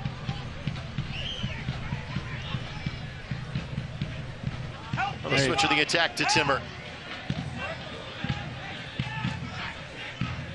Arteaga finds Timmer. Great ball. Timmer cuts it back. Asante. His touch just a bit too strong. This portion of this match brought to us by the Denny Companies. The Denny Companies tearing down the past so you can build the future.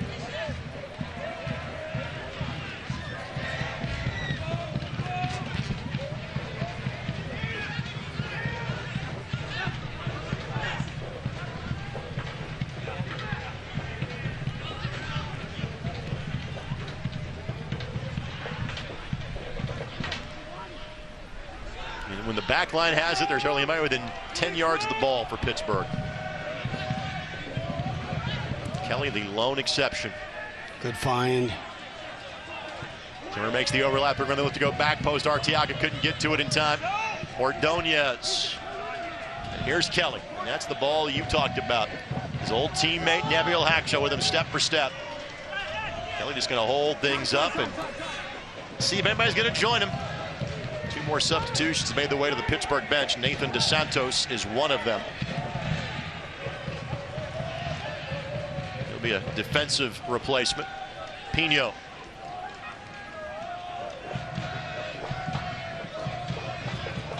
Now Timmer.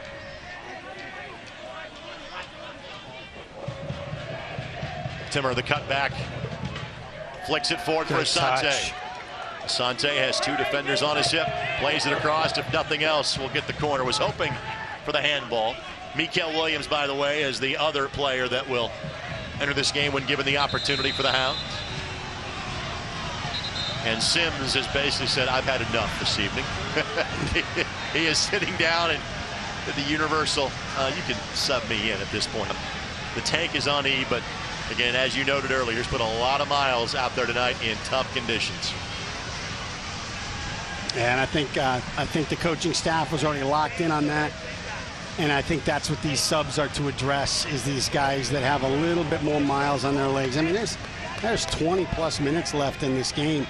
They give up one in a moment like this, the momentum swings greatly into Indy's favor. So Bob Lilly is playing that game correctly, of saying, look, I'm not going to give you an easy one here. We're down to 10 guys, but you're not going to get an easy one. We're going to make you have to scrap to get this game clawed back. Our substitutions brought to us by Jiffy Lube of Indiana. Nathan DeSantos in, Mikael Williams in, Sims out, Danny Rivera out. And by the way, Wade made that play, but the corner went out of bounds first. So didn't matter, he made the play. It would have been a goal kick regardless. Yeah, that's tough. And the transition game is going to be key here.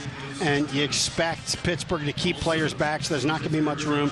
And that means it's going to fall a lot on the restarts. Corner kicks, dead balls, those kind of moments. You got to take a little bit more time. You got to drive a dangerous ball in there. Even if that ball didn't go out of bounds, it's lofted in there, and it's an easy ball for the goalkeeper to collect. Fans, Indy 11 Premium Suites, the perfect way to entertain your guests. Learn more at Indy11.com or call 317-685-1100. Asante, 3v4. Arteaga sprinting forward, ball played across, missed him. Throw-in coming here for Indy, and Asante will restart quickly. Alex McQueen, by the way, has got to the Indy 11 bench. He'll be the next player to enter for Indy.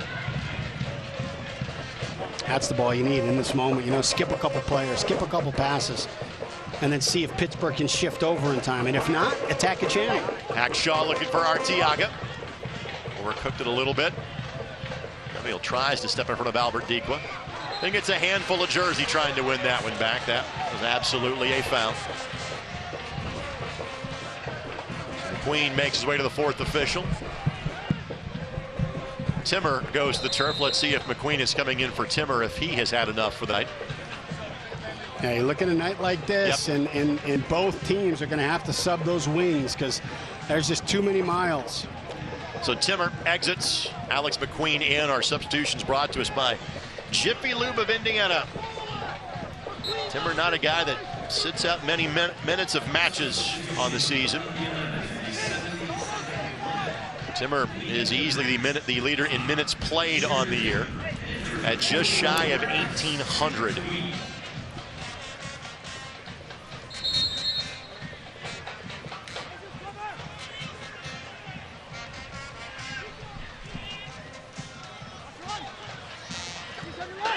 Handball by Griffin. Quick restart coming here for Indy. Sports this match brought to us by Johnson Controls. Johnson Controls is the power behind your mission.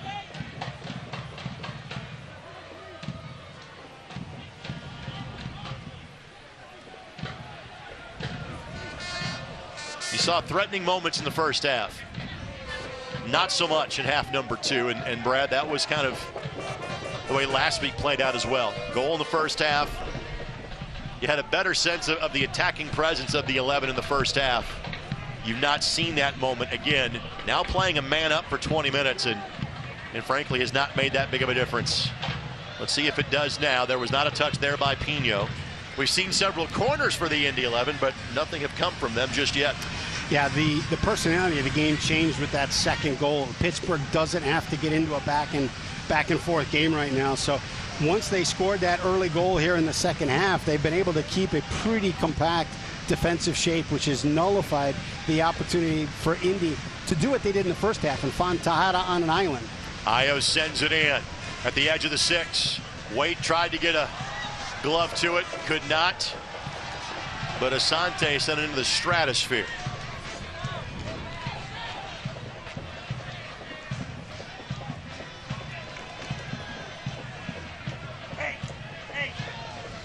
Fans, don't miss a minute of the action in 2022. Whether your club is on the road or at home, catch nearly every second of USL Championship action on ESPN+, the home to the USL, MLS, La Liga, Bundesliga, UFC, and more. Up today at plus.espn.com. I will say this, it was awfully cool to see the Bundesliga on ABC this afternoon. Dortmund and Bayer Leverkusen. Here's Dos Santos.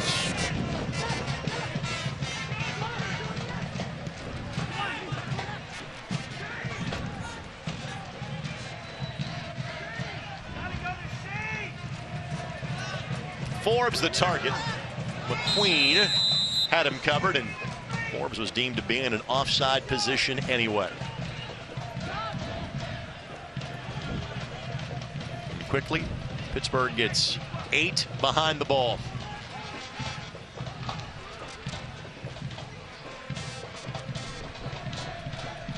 Cochran, Brown, Rivera, Dambrot, the other 4 players available for the Indy 11 off the bench in terms of field players tonight. Again, I would think it's highly unlikely that Dambrot would play.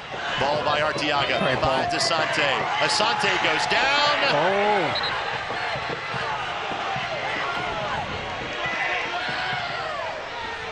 Again, on a night where contact has been given on both sides, you kind of see that call coming. I tell you, that one is so close to a penalty that the corner kick kind of feels like the solution to this, frankly, confusion. There were a couple of penalties given against the Indy 11 last week. The second one was a head scratcher. The first one, the contact was very similar to what you saw right there. McQueen will send it in. Back post, headed down. Tejada tries to get to it. He goes down in the area of the 6. Ioze will take the foul and immediately puts his hand up. Wanted to prevent the transition opportunity. Now we'll go check on the Pittsburgh player that is down. It's Dequa. And, you know, unless his legs are just exhausted, I'd love to see Io on that corner. Left foot in swinger. Put it at the top of the 6. See if he can get somebody to go up and win it in the box. And again, a no doubt foul. And justifiable yellow for Ioze. His 3rd of the season. And our plan is to talk to Io in the post-match show, commemorating his joining Brad Ring. In terms of 115 matches played for the Indy 11, Carl Ouimet and Don Smart are the other 2 members of the Century Club from a playing perspective for the Indy 11. Don Smart, that's the sneakiest 100 games ever. You know, it just crept up on you, and all of a sudden he's at 100. The number 7 has been worn by 2 players in the history of the Indy 11, Don Smart and Ioze, and they have both played in 100 matches for the team. Io. Good find. Arteaga. Should be a corner, and it will be. Well, the path of the corner flag has become well worn for the Indy 11, but they have been unable to do anything with it. And now Justin Ingram for a moment was going to give it a hit. He's been called off by Ioze. Quick restart. McQueen now sends it in, and nobody there. You know, changing the angle and doing some funny stuff, not a problem. I'm not opposed to that. But here in this kind of moment, you're down 2 goals. You're in the 78th minute. Serve that ball into the 6 while everybody's in there. Let's see what can happen.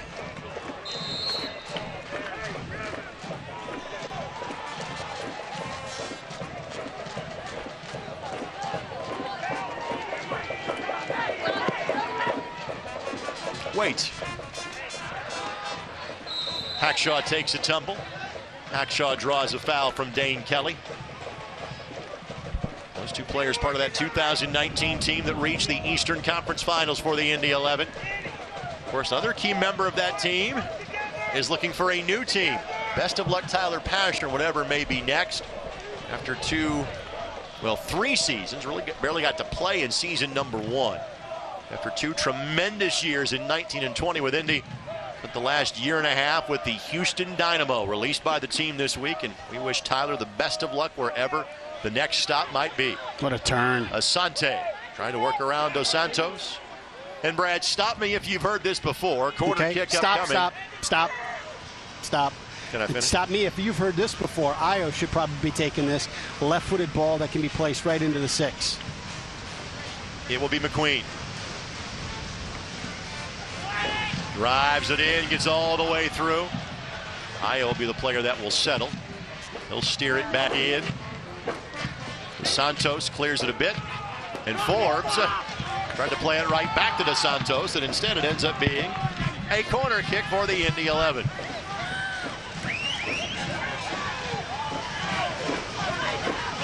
McQueen. Peters got there first. Ingram. McQueen. Oh, nice touch to Ingram. Ingram, deflected touch by Ordonez. McQueen. Vasquez had been playing forward, and now you've got 2v3. Forbes saunters towards the ball. And now we'll basically step on it in front of the Pittsburgh bench. I don't get to use saunters very much in a broadcast. And maybe in the 9 years, and maybe the first time I've heard you. Wilfredo Rivera.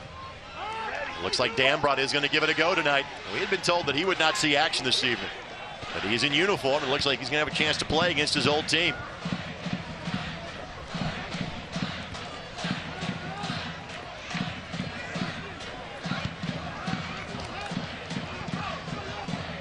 And a throw-in coming for Pittsburgh here in the 81st minute. So it looks like Sam Brown nor A.J. Cochran will see the field this evening, as the substitution windows will have been used for the Indy 11. Now, if there is a potential concussion situation, one of those guys can come in, but in terms of just a general substitution, the answer is they can't.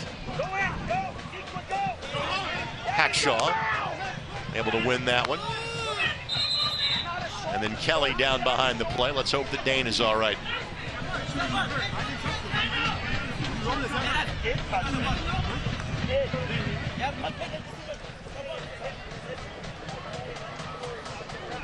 Well, the top 4 in the East are so solid. Louisville, Tampa Bay, Memphis, and Pittsburgh.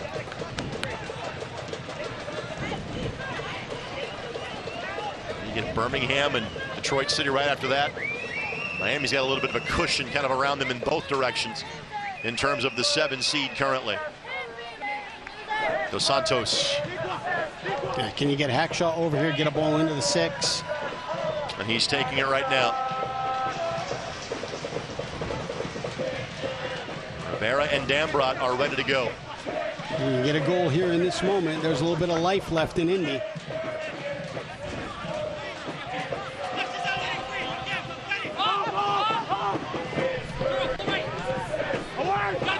Drum sends it in. Nothing doing. Ingram poked away by Kelly.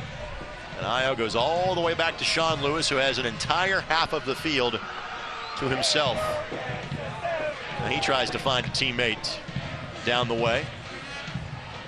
Bernardo Forbes to Griffin. Need to be onside. Nope. Flag goes up now as Forbes takes a tumble at the end of the play.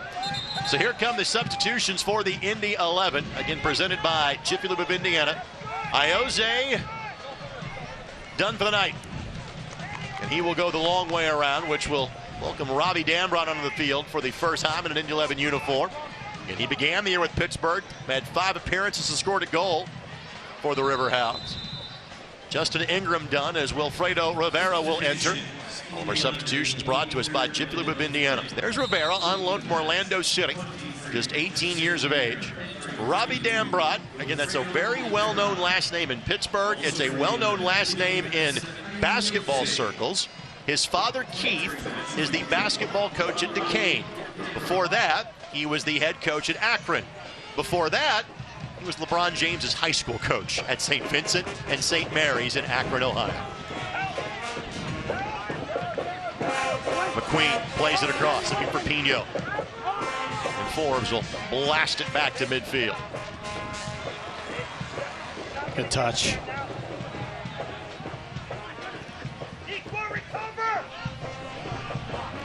Asante.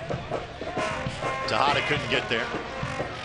And Peters is just a load to get around at times. It's tough. Because of his size. And he reads the game well, too. It's not just a big body. Jelani from Trinidad and Tobago. Spent a lot of time with Toronto FC and Toronto FC 2, but never had a chance to play all that much for either of those two teams. He's been a stalwart the last couple of years for the Hounds. McQueen knocks it forward for Rivera. Kelly will settle. And Forbes is opting for possession at every turn. Dos Santos couldn't get there in time.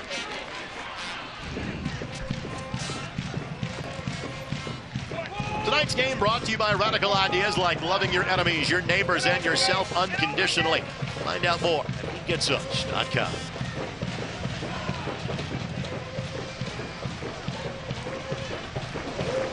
At what point in the process do you kind of feel like you're at this juncture if you're Mark Lowry?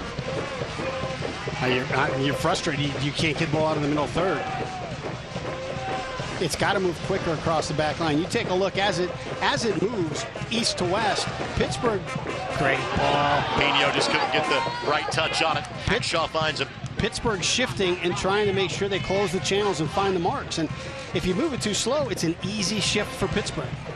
And Brad, we talked about this a lot last year with this team. It was, and again, a lot of different pieces at this point, but we've harped on kind of the speed of thought or speed of pass now for the last couple of years. Hackshaw launches towards the 6. Peters off his head and into the midst of weight. Our final 5 minutes plus stoppage time of this match presented by your Central Indiana Honda dealers, the official automotive sponsor of the Indy 11. Molly Waite looking for his 5th clean sheet in 12 matches in goal for the Riverhounds. Ball knocked forward to Kelly, he's off. And he's going to be shown a yellow for time wasting in terms of taking that shot when the flag had been up.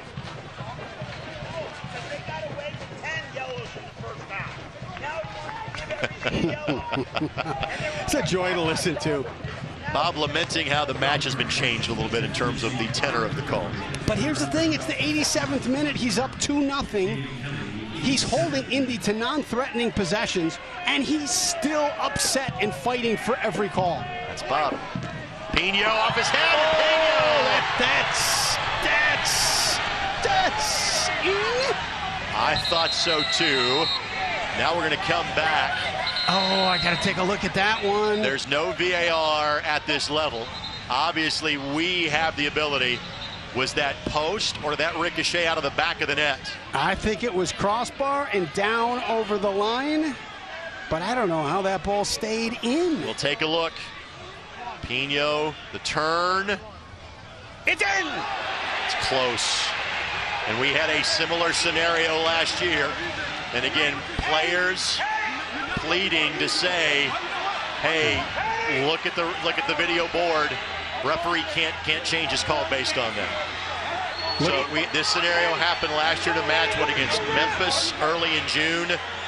I thought the video that night was more obvious than the video that you see on that call. But again, if there is a level of video replay, goal line technology at this level, obviously the economics tend to play a factor in that. But that could be a case for having it even at the USL Championship. You look at the trajectory of that ball. Boom, crossbar, down over the line, and then stays in play, comes out of the goal and walks the end line just to tease the Brickyard Battalion. I think that's a goal. But again, we have the benefit of that technology. The team on the field does not. Rakestraw. I thought it was in real time. without any kind of technology.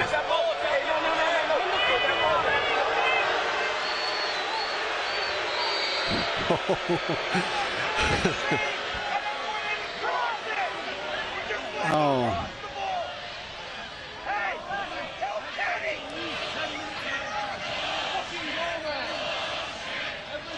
Listen, the Indy 11 still have a ways to go in terms of getting this team and the consistent output to the level in which they would like. They also have not gotten the benefit of whistles in either of their last 2 matches. That is the way it goes. Yeah. When you are in one of these funks and it's spinning in this, there is nothing that goes right. No touch goes right, no call goes right, no bounce goes right. And again, let's state for fact, Tampa Bay was the better side last week. Pittsburgh has been the better team tonight, but the whistles have not been kind the last couple of Saturdays for the Indy 11. 90th minute.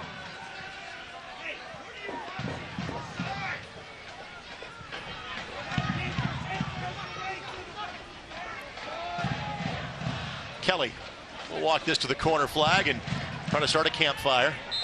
He goes down. Vasquez, a little frustration foul. And a restart coming next to the flag for Pittsburgh. Little edge to the way Vasquez plays. I'm a fan.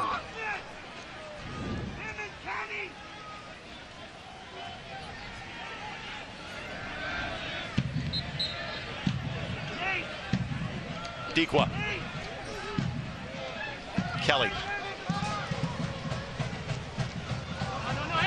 And there's going to be a lot of action played as far from our broadcast location as possible for the remainder of this one.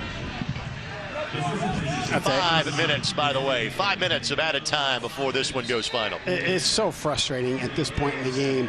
You know, you got to do it. This is managing the game, seeing that game out, learning how to win, and holding this ball, you know, 100+ yards from your goal. But, man, is it frustrating. And Neville Hackshaw shown yellow. His 4th of the campaign. Here's Dambrot. Dambrot was a player that Mark Lowry thought he had a potential of signing in the offseason. It's part of the last 3 years with Loudoun United. Arteaga goes to turf, advantage being played. Tejada with the cutback. Dambrot chose to go home, even if he spent largely his youth growing up in Akron. And the family ties in Pittsburgh very strong for Robbie, but excited to be here in Indianapolis. And Forbes blasts that one towards New York Street. Final substitution will be Alex Dixon. And while Forbes and Kelly account for many league records between the two of them, Alex Dixon is not far behind either one of them in terms of goals, matches, minutes, etc. And he'll replace Albert Dequa. And while Albert didn't get a goal this week like he did 4 weeks ago against Indy, Albert played another crucial role for the Riverhounds tonight. Physical player, but also has that craftiness and creativity. Dixon's 6th straight year in the USL Championship. His last with Hartford before joining Pittsburgh. Jerome didn't get the touch he wanted to. Kelly comes up lame at the end of that play. Players down for both sides between he and McQueen. And we'll stop it right there with a player down for each side. Fans, for standings and stats on the latest league news, be sure to visit uslsoccer.com. In Indy on the road, they play at Hartford. Coming up next Saturday night, Indy beat Hartford here 1-0 in a match that was like a 3-act play on April the 30th because of multiple weather delays that night. Hartford currently the team behind the Indy 11 in the table.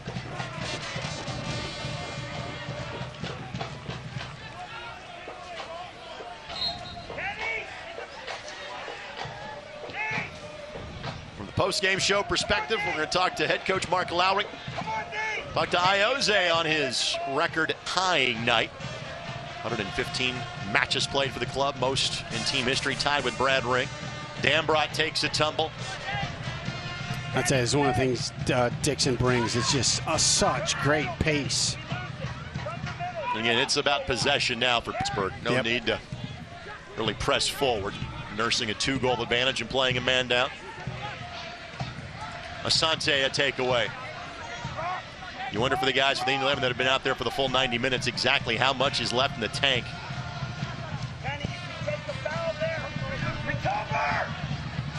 Of course, fellas get a day off tomorrow. No midweek matches for a few weeks for the Indy 11. They'll return to training at Grand Park on Monday. Right next to the Indianapolis Colts practice. This is the month of the year where the two franchises are next door neighbors in terms of training up at Grand Park. Hackshaw. Peters takes a tumble. We play on. That proximity of Colts and Indy 11, by the way, allowed Kenny Moore to get some run at a practice a couple of weeks ago. Indianapolis Colts Pro Bowl cornerback from a season ago, and we will show you some of the highlights of Kenny's footwork coming up during the postgame show. Player down for Pittsburgh. Rivera goes on. That'll be a foul against Pittsburgh. And again, that was a foul taken because Kelly was down and Indy didn't kind of stop the attack. So that was a foul given very intentionally. So Indy will have a chance to get one back, but the sands of the hourglass are likely falling at too fast a rate for there to be two in the offing in this one. Yeah, if you're going to have any chance to pull off a miracle, you got to plant the seeds of it right here. They would have to be Jack and the Beanstalk level seeds at this juncture. Exactly.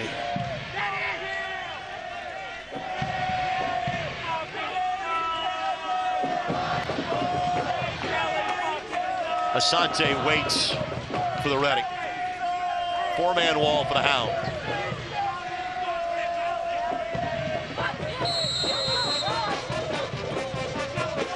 Asante gives it a hit. And right into the midst of Jamali Wade.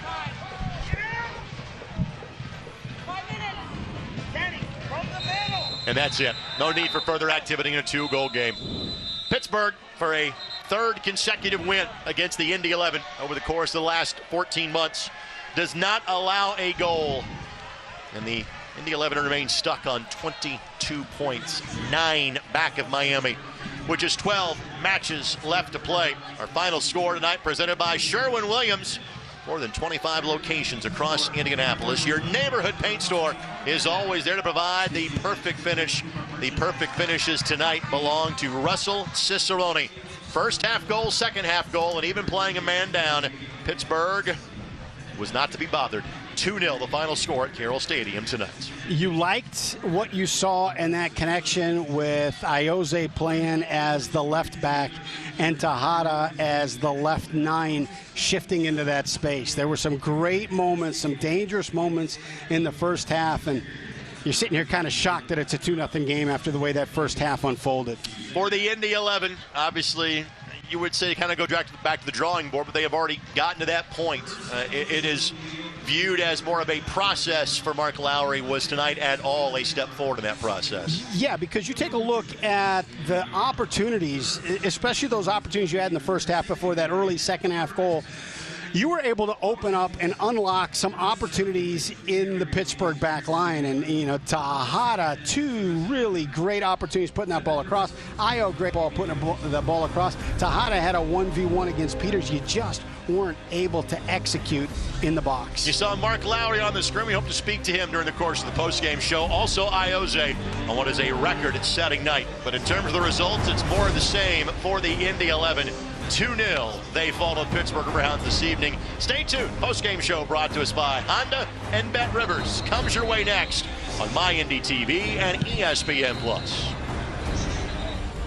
This copyrighted telecast of the United Soccer League Championship cannot be retransmitted, rebroadcast, or reproduced without the expressed written consent of the United Soccer League Championship.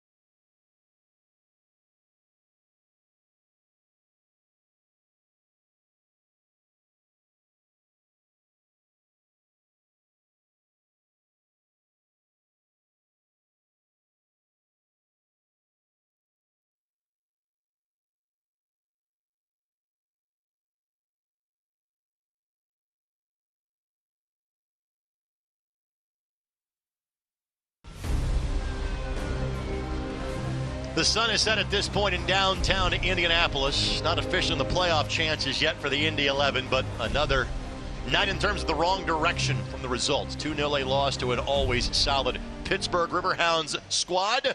Here to talk with you on the postgame show presented by your Central Indiana Honda dealers and the folks at Bet Rivers. Greg Rakestraw, Brad Hodder with you.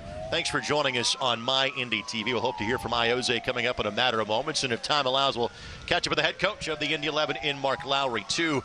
Overall, Brad, your thoughts on how this one played out tonight?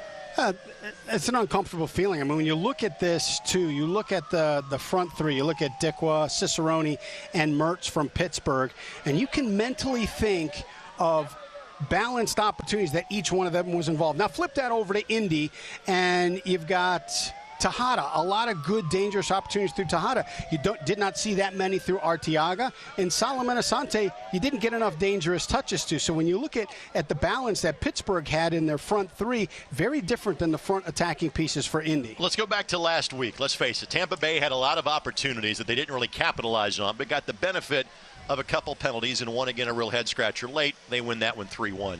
In kind of typical Pittsburgh fashion tonight, didn't have a lot of opportunities, but my goodness, they cashed in on the ones they got. Yeah, and you can really see the understanding of what Bob Lilly wants in the way that they play. They know who they are. They know who they are, yeah. And they also know that if they're not who they are, they're going to have a talking to. So, again, a goal in each half, and both of them belong to Russell Cicerone.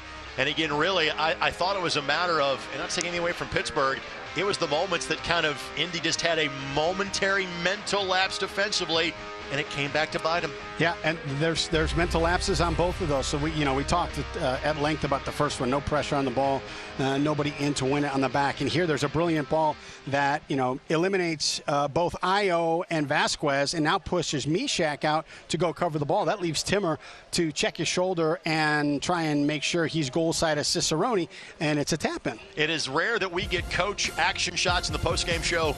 We get them with Bob Lilly. His meetings are always at a public record after the course of the match. Still teaching, even though his team got a 2-0 victory tonight. You talked about number of shots for the Indy 11. That's better with 13. Just one of those on target. Again, because of playing a man up for 35 or so minutes, the fact that possession is so tilted towards Indy, not exactly a surprise. Of those numbers, what jumps off the page at you? It's the 13 shots and 1 on target. I mean, yes, you got the volume. You increase that, but if you're not going to be dangerous with those opportunities, you're not going to be able to stay in a match. All right, the number, though, that I want to talk about right now is the number 115, because that was the number of appearance for our friend Iose, who joins us now on the postgame show. Io, I know you wish it was on a better night from a result standpoint, but to you, congratulations. You tie Brad Ring for most appearances in club history. What does that mean to you? Thank you very much. It's algo very important. Like when I come here, join with the club, I never expect that. It's like too many games.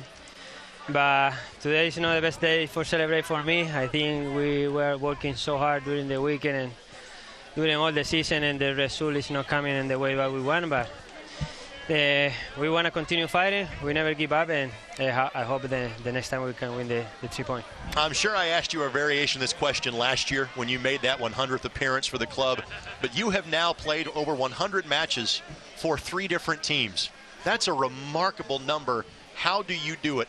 What do you kind of do to keep yourself fit at this age, able to still go out there and contribute each and every match? Yeah, I'm lucky, more than 100 appearing with 3 teams already, and I think the key is like I enjoy every single day when I go practice, when I spend time with my team, and every single day I try to do my best. I think very important for me to help me to find like all these rewards. My family is very important part in my life. Always like keeping me, help me to prepare every weekend to be ready for every game. And that's the thing I continue to enjoy like the first day, and that's what I expect to play more games. There's positives that you can take out of every game. When you look at a moment like this had a very different feel than the last couple weeks. What are the positives you pull from this match? I think like the attitude of every single player. We live on the field every single way that we have. Like I think we create like a lot of chances in the first half, and if we score first, maybe could be a different game. I think this is the dynamic that we are right now. sometimes soccer have this thing. We're working so hard during the week. We prepare the game in the best way. I think the team is ready. We have talent, but the result is now in our favor. And the only thing we can do is like continue working every single day and looking forward for the next one. Yeah, you talked about if you scored first, how this game could have been different, and there was so much great dynamic play between you and Tejada on this left side in the first half. Can you talk a little bit about what he brings to the attack of Indy 11? I think he's like a very young. He can with a lot of energy. He's a very talented. He wanna be better and continue growing and give it to us like something different that we don't have before, like energy and speed on top. And I hope like as soon as we like continue working together and we find like a couple good results. The team playing like the way because this player have too much talent. I know the result is now in our favor, but I believe I'm very proud of them. They are working so hard every single week and every single day, and for too many reasons the result is not coming yet. But we believe in what we are doing. And we want to continue fighting. We have kept you on your feet long enough. I'm aware of that big ice pack you've got on your right foot. Go get off your feet. Congratulations, my friend, on the record. I know you'll set it either next week in Hartford or on the road in Tulsa the following week. Thanks for joining us after a tough night, my friend. We appreciate it. Thank you very much. Ayoze, again, one of the all-time greats to play for the Indy 11, and tonight equaling Brad Ring in terms of career number of matches played at 115. Back with more in a moment as you are watching the Central Indiana Honda Dealers postgame show presented by Bet Rivers as Neviel Hackshaw catches up with the fan. You're watching on My Indy TV.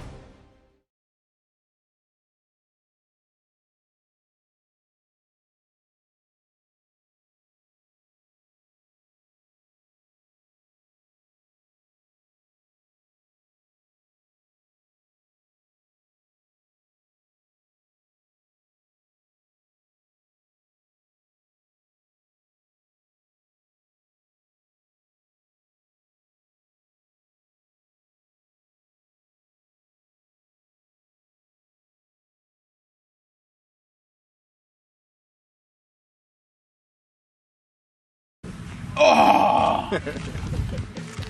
Like a glove, literally. I know a little bit.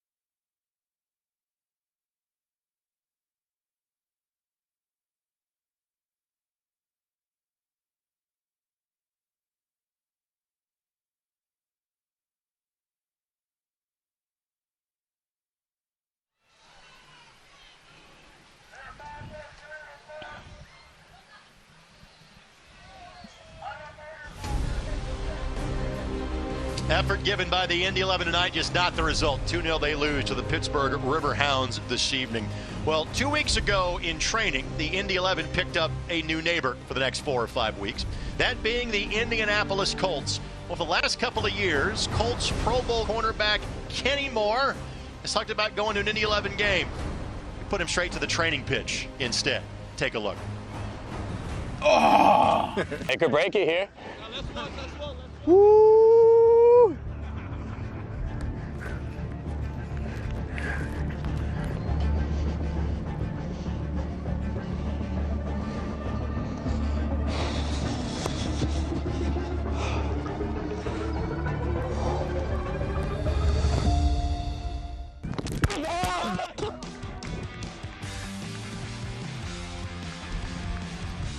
Good job, brother.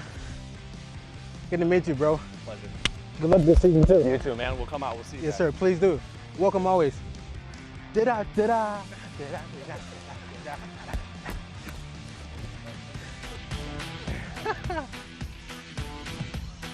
One of the best slot cornerbacks in the league and clearly a reserve penalty taker for the Indy 11. It's unfair to be that good in a second sport. Oh, my goodness. You're just so I mean, when you're playing at that level, you're incredibly athletic. You can pick up on other sports. Entering his 6th year in the National Football League, as you can tell, one of the good guys anymore.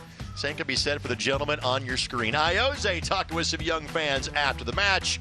Pittsburgh wins it tonight 2-0. Back with more of the Central Indiana Honda Dealers post-game show presented by Bet Rivers as you're watching Indy 11 Soccer here on my...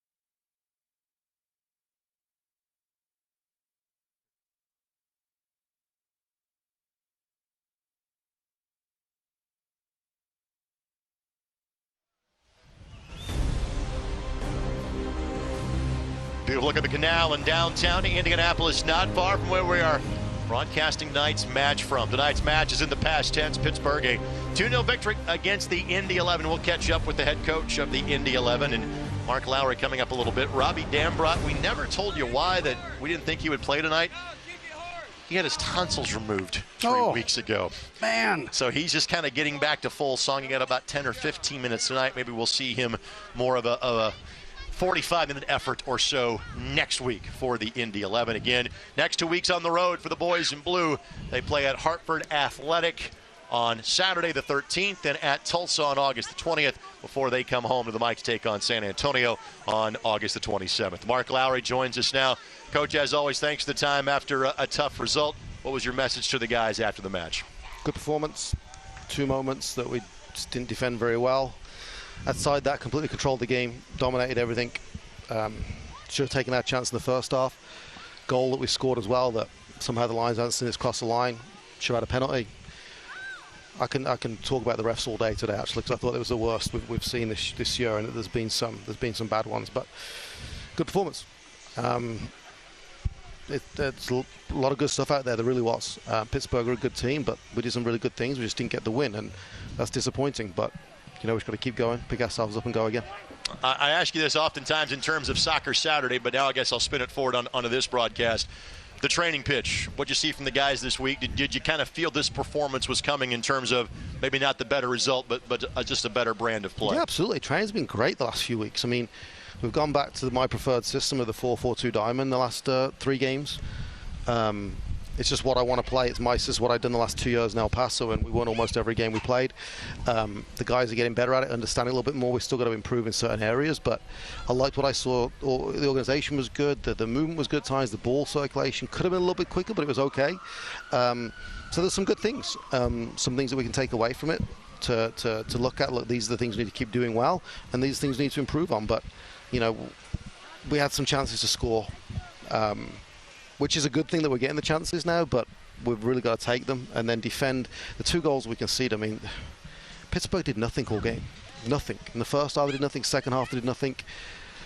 And they're two really soft goals. The first one, he walks through our right side, and some people are going to have to look at that, and some people are going to have to hold their hands up, because you shouldn't waltz through like that and be able to put a ball in our box so easy.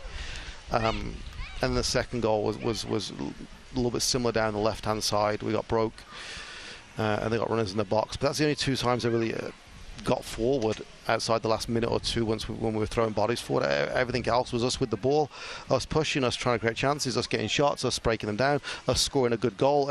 It seems to be the same thing over and over again right now. We're just not getting the bounce or the look or the decisions that we need to get in those key moments. But that's all we can focus on is the performance, and I thought the performance as a whole was pretty good. Yeah, saw a lot of great connectivity between Ayoze and Tejada today. I mean, just some really dynamic stuff that created opportunities. Can you speak to those two playing together as they did tonight? Well, what you get with both of them is 100% effort and intensity all the time, and they both can back it up with quality. I said before, Tejada's my type of player. He's an all-round number 9 that can do a bit of everything, and plays with 100% effort every single play. He gives everything he's got. So him and Ayoze now getting a bit of connection. You know, as he's playing some great through balls for him, we're getting him down the sides, in behind. He's putting crosses, he's taking shots himself. He should have scored one tonight, or at least hit the target with it. But yeah, I mean, they're starting to form a great bond, and it's only going to get better when we add Robbie Dambro into that mix on the left. We can get Ayoze into midfield a little bit higher up, closer to Tejada. That's my goal, to get Ayo into the 8 position, Robbie to come in left back. And I think you're going to see Robbie's got great speed and energy that Ayoze at his age now maybe doesn't have in the fight. You know, he'll go 90, but Robbie's going to get past Tejada and get the extra body forward. And Ayoze's got so much quality that if we can get him higher up in that 8 spot, his passes now are happening much higher up the field, as opposed to the left back spot. I'm really excited what's happening down that side. And then the right with Brian Rebellon coming back as well, slotting in there. He was unbelievable in midfield. He doesn't have 19 right now, but for 75 minutes, him and Mishak were superb. Jared got forward, put some good balls in the box, and obviously Solo had a couple of chances and good cross himself tonight. So when you look at it all on both sides, there's some really good things. Keep fighting the good fight, my friend. Appreciate Thanks it. for the time as Thank always. Head coach Mark Lowry, kind enough to join us again after a tough result for his team tonight. Back to wrap it up next as you're watching Indy 11 Soccer